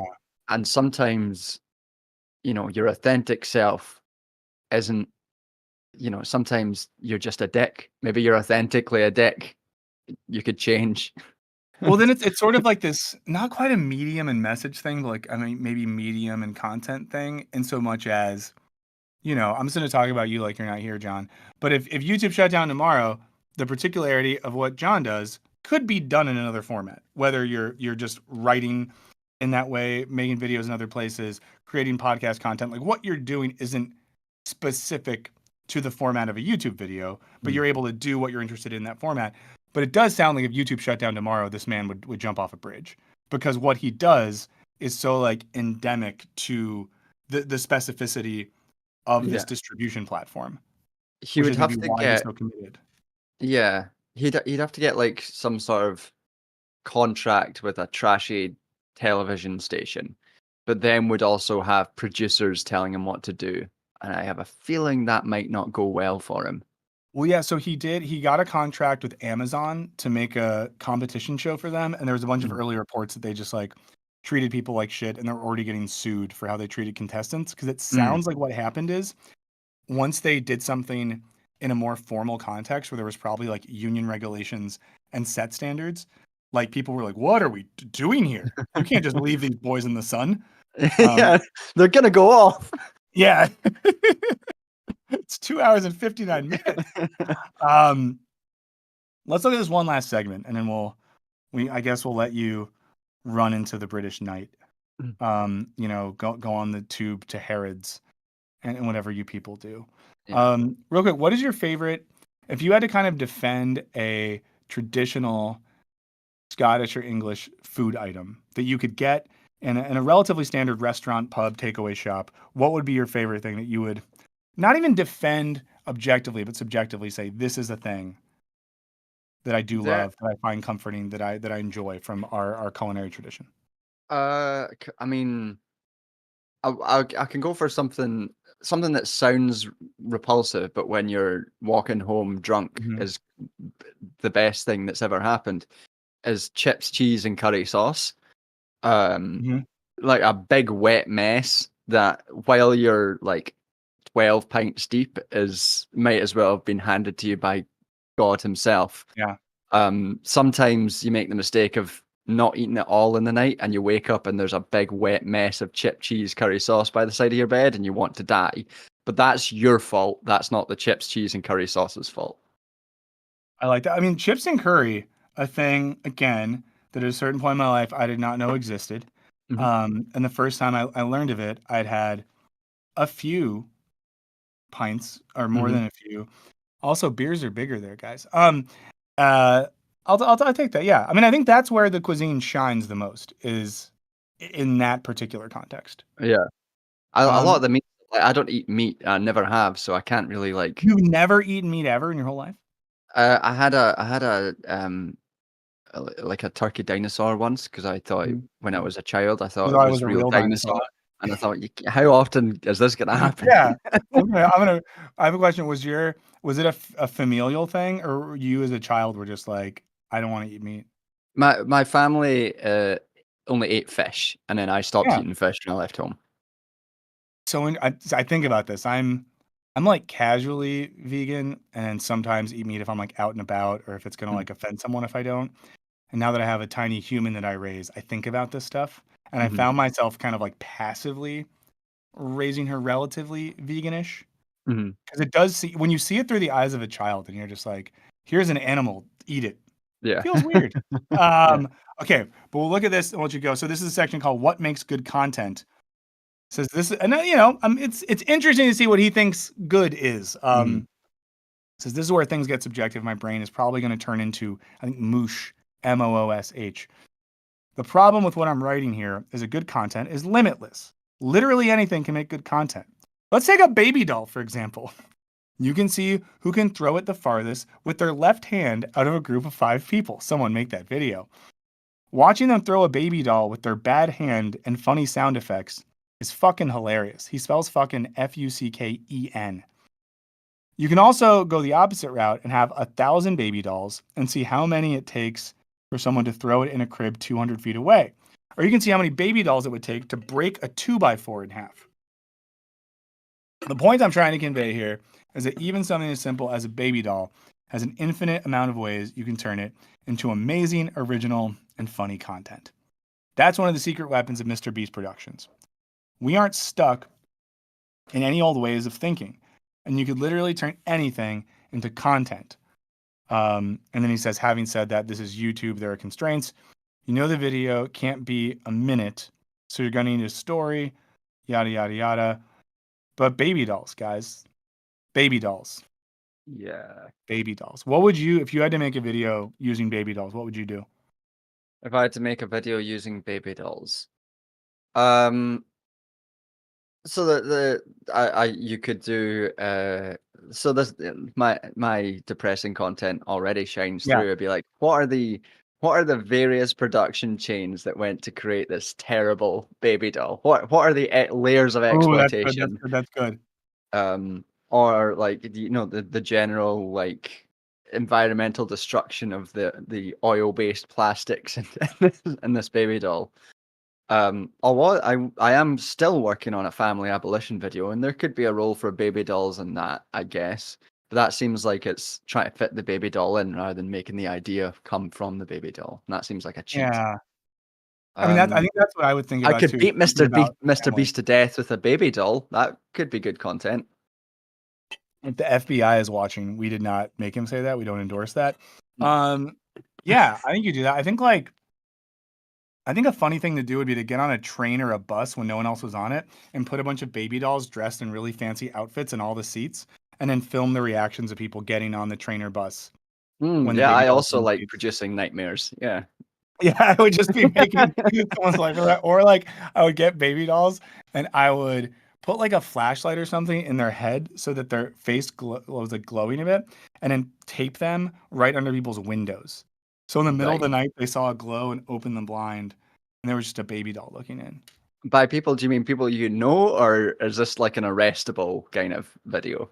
I guess I would do it with people I know. Or Yeah. what I would probably do is something like using a baby doll to talk about the figure of the child in American political life Mm, and why it's become the focus of so many policies now. People use the child to basically signify like the reproduction of sort of heterosexual Christian normativity in American yeah. political life. That's probably what I'd actually do and But not by the sound terrifying stuff. effects, what does he mean? Does he mean that he adds like a Bam! boing to someone throwing? Wow! Yeah, Like Kazam! I think it's like that. that's yeah. Okay. But you know, at the end of the day, I guess like they're videos for little kids, I guess. Yeah. I do think little kids deserve better. And I do think the most sinister part of it is he now makes all these products that little kids can buy in the store. And that's where that's the part about MrBeast. Like I've said before, like I think he's a symptom of a structural problem more than the problem itself. I think the most immoral thing he does is make shitty chocolates and shitty lunch boxes and horrible burgers to make money off of kids. Yeah, that seems that does seem bad. I have to say after reading this, I'm not encouraged to watch his content. Please don't. I would beg of you to not. Yeah. Um, I'm okay. instead gonna watch like 9 videos of Moodeng, the tiny little pygmy Oh hell yeah, hippo. hell yeah. Uh, Um, okay. Well, thanks for hanging out with us. I'll let you go on that. We're gonna do some boring stuff like read some emails before we go. Definitely let's have you come back sometime. You're very fun to talk to. And absolutely. if people haven't done this yet, we posted it in the chat a bunch. Please go subscribe to John's channel. Go pick a video, watch one of them, and leave a comment and let him know what you think in really honest terms. Yeah. And then sign it. Me and the Destiny Gang are gonna get you. Don't do that.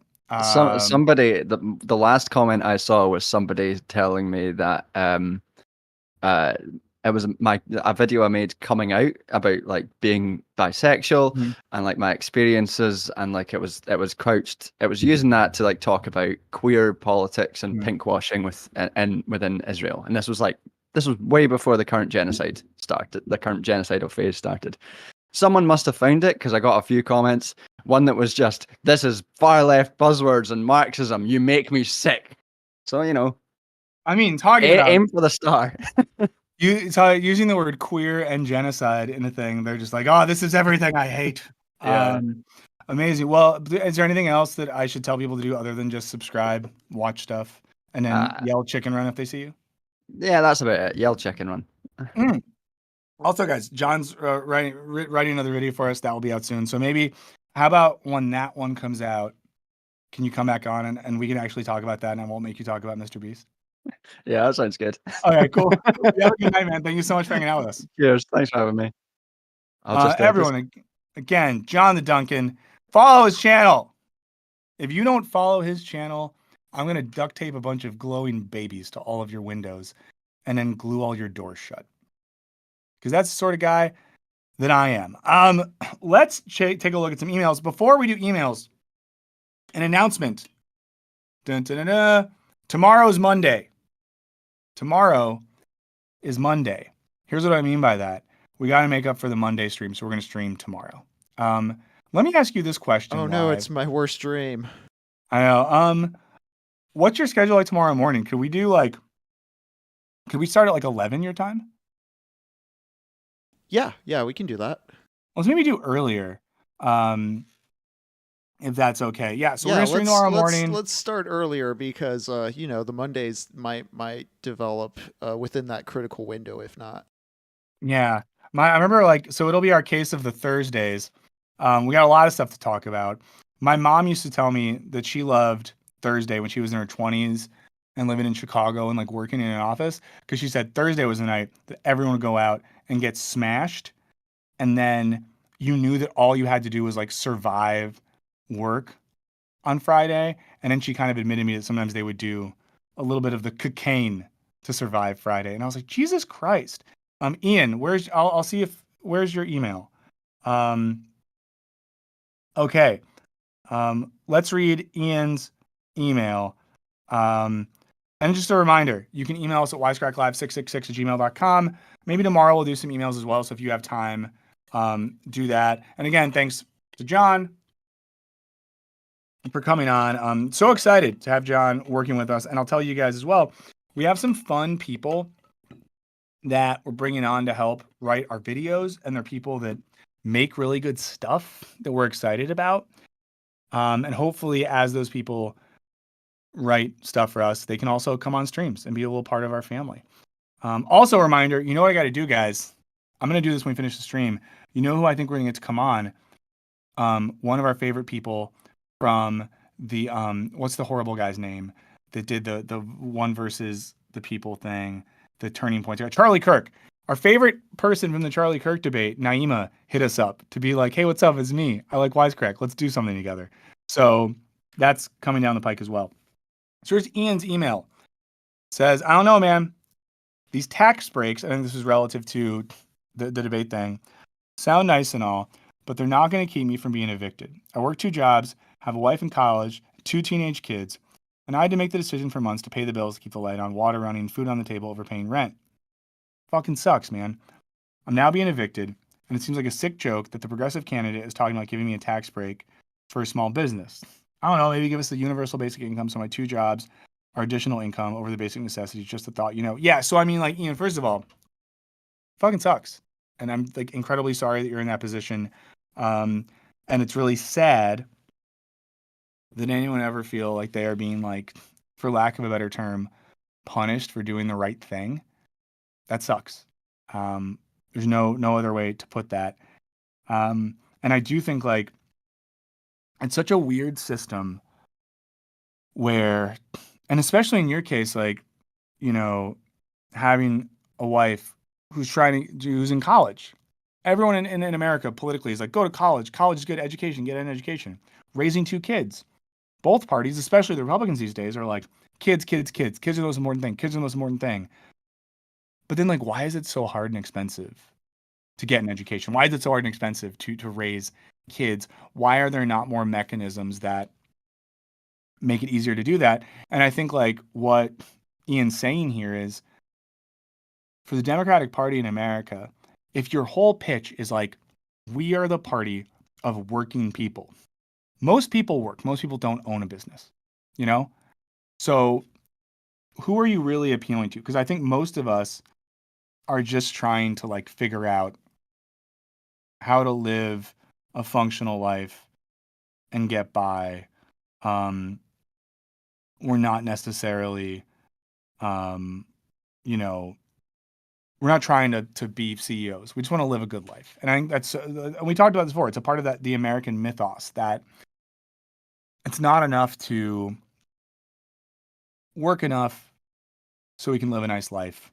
We have to be bosses. We have to grind. We have to own stuff. It's a part of the thing, you know? But thank you, Ian, for writing and for sharing that. And I always appreciate the vulnerability of people being real. And I hope that in being like real and vulnerable in an email like that, that for some of you, you know, you see that we're all going through the shit. Here's an email from Andrew or Andy. Says there's a question that's been on my mind for a while that came up in last Monday's stream. I wasn't able to watch it live, but at the start of the Jubilee video, Michael said that those debates are a very lib concept, putting people in a room and working things out. Now, I agree that putting two polar opposite ideologies together isn't going to result in some kind of coming together and working out, but if someone were to press me on my solution, I don't have an answer. What is the good leftist approach to dealing with wildly different opinions? Is it to yell at them until they shut up? Do you just say something about dialectics and throw a smoke bomb? Probably my solution. Hoping you guys see this before the Wednesday stream. Do you have any thoughts on that one, Henry? I mean, I think at first you have to evaluate if it's like speaking to something material or pragmatic that can actually be acted on, or if it's like a matter of individual grievance or grief in a way where it's just emotion and expression. The recent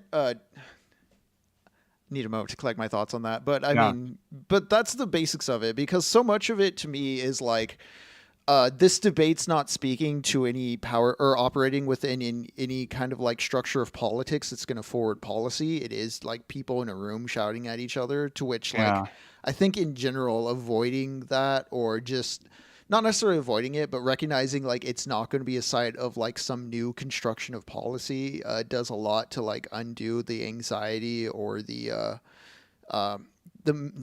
mythology that like that's how you solve political problems. It's more about, you know, what coalition stuff you can build and act upon in an actual material way. Yeah. You know, like, I will be honest, Andy, I don't have an awesome solution there. I really like dialectics and a smoke bomb. I mean, so here's one thing. I think here, and I guess this is my problem.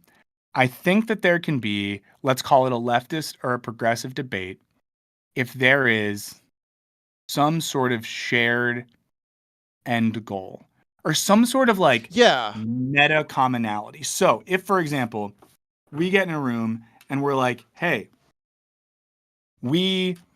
me and the people I'm talking to, we all truly believe that we should have an egalitarian society where everyone gets to live a good life. But we have different ways of approaching that. So we're going to talk about that. And part of me thinks it'd be easier to have that sort of debate if we don't have to convince someone of an underlying first principle. So for example, with the debate with Charlie Kirk, you know, you have a Charlie Kirk, the Kirkster, who's just going to Kirk himself off everywhere. And, you know, his underlying principles are like, women shouldn't have bodily autonomy.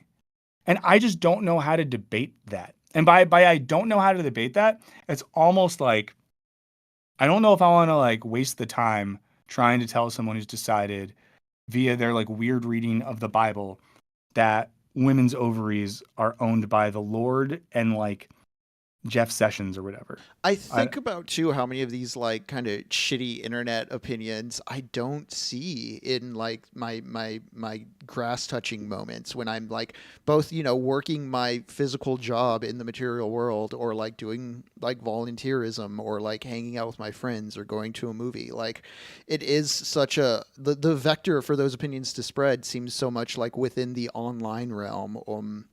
I mean, I know come election time, there's going to be people voting on like, you know, pro cop platforms and stuff like that. But that's what the, you know, coalition building I'm talking about is for. So that when those times come, like there's an electorate that will shut it down. Yeah. I mean, I think too, like, oh, sorry. There's a video too. I might watch this on Monday. Someone sent us a video on Marcel Duchamp and Ray Gun that they made, which sounds rad. We don't have time to watch a full video right now, but yeah, I mean, I think like, let's take the Charlie Kirk thing, for example. If Charlie Kirk was like, hey, here's my starting point. I think that family is important, and I think that children are important. And I think that one of the projects of American political life is that like every child should have the conditions for flourishing, and we should prioritize those conditions, right? Like, I think if he's like, I agree with that, then great. We can like at least have a conversation. But I don't think, in the case of someone like Charlie Kirk, like he doesn't want kids to have a good life. He's imposing like a weird type of theological fascism on a women's reproductive systems or something like that. The same way with like, let's say like the trans debate, right? If someone's going to be like, let's debate if trans people like should exist. It's like, well, first dog, they exist whether you like it or not. So I'm not going to debate that. And if your like first principle or your motivating principle there is like, I think you shouldn't get to be trans, even if you literally just are. If that's what you've decided, how you express your identity. I don't think that's right because of blank. It's like, what are we doing? You know? And I guess like when I think about the most interesting debates and discussions I've had with people recently, or even the last decade, it does normally involve some level of like shared principle or shared ideology. I think then, okay, maybe I'll give an example here. Like what did I do? Oh yeah, I tweeted something over the weekend on my personal account about why academia is so weird and you spend all this time in academia. Like I was in academia for like a decade or whatever. And they make you think that it's the most important thing in the world and academic jobs are the most important thing in the world. And then you get a job and it's like, here's how much you get to be paid. And it's not even that much. And you're just like, oh shit. And someone who's a regular, the kind of like reply guy to Wisecrack stuff was like, and that's why all failed academics become resentful Marxist or something. And I reposted it with a thing Marx wrote about like human flourishing and every human having a good life and helping each other out. Kind of with the comment like, you know, yeah, Marx is super resentful. Then this person sent me some like right-wing talking points about Marx being a smelly anti-Semite. And then I sent this person a Reddit thread that they made fun of me for, where someone kind of broke down the Marx and anti-Semitism thing, and then sent them like an academic article about it. And this person like said that wasn't enough and I needed to explain it to them and I needed to change their mind. And that's why at a certain point, when it comes to maybe like debating someone with an altering viewpoint, someone's going to be like, Marx is an anti-Semite, change my mind. It's like, well, there's an interesting debate to be had there. Here's like the literature on that. If you want to read it and talk about it, I'm totally fine. But when someone says like, why would you not debate James Lindsay or Jordan Peterson? First of all, they don't want to talk to me. They don't know who I am. But I wouldn't, because I don't think they would take the time to understand the source material so we had a commonality, right? So in one sense, we can debate. I'm sorry this is going on so long. I'll wrap it up here. But in one sense, we can maybe have a debate if we agree on some overarching goal or principle. We know we're at least aiming to get to the same destination. We can argue about how to get there, but I know we're aiming at the same place. The other thing, right, is maybe we can have a debate then if we have a grounding text. It creates limits so that we can't just say shit. But if I was going to debate Jordan Peterson on Marx, he would just be like, in the Gulag Archipelago, it says all these dead people. And I'd be like, dog, let's just talk about the text. You know, if I said to Jordan Peterson, let's talk about the first chapter of Capital. And everything we talk about, we debate about, we can say whatever, but let's make sure it's grounded in this. And I think that's the hard thing when there's no like borders on debates. On debates, I just said debates. Any final thoughts from you on that one, Henry? Yeah, the person you're talking about like bases their whole persona on a Robert Chambers collection of short stories that is very much making fun of exactly the kind of poster they're being. So I just don't think they do any kind of reading or comprehend what they're reading. Yeah. And another, my thing too, when people want to do the debate thing, if there's I don't think every scholar is right, but here's what I'll say. If we're talking about, Marx or whatever, and if a majority of philosophers and political economists who have been published and peer reviewed and exist in that field, if a majority of them agree on a certain position, it's not my job to sort of like, you don't get to be like, I think something totally opposite. Tell me why I'm wrong. It's like, nah, there's a body of scholarship on this. If you want to disagree with that, that's great, but participate in that body of scholarship and tell me what's wrong with it. You know? Lonkin Pork said, like, why do I need to care about changing your mind? Who the fuck are you? I almost said this I almost tweeted at that person over the weekend, but I didn't want to be a dick, where they were just like, why can't you just explain it to me? It's like, dog, I feel like shit. I have 2 days off work. I'm gonna spend some fucking time with my daughter. You know what I mean? Like, maybe I shouldn't have engaged in the first place. Okay, we're gonna be back tomorrow. Case of the Thursdays. This has been Wisecrack Live. Thanks to John the Duncan for joining us. Thank you to producer Henry, as always, on the 1s, 2s, 3s, and 4s. He has 4. Most DJs only have 2. We'll be back. In the meantime, if there's stuff you want to talk about tomorrow, if there are things that you want us to get into, wisecracklive666@gmail.com. If you drink coffee, yes, please, coffee. 20% off with code Wisecrack. In the meantime, like, I guess be careful if you're in Lebanon and you have a pager. What the fuck is going on? See y'all tomorrow.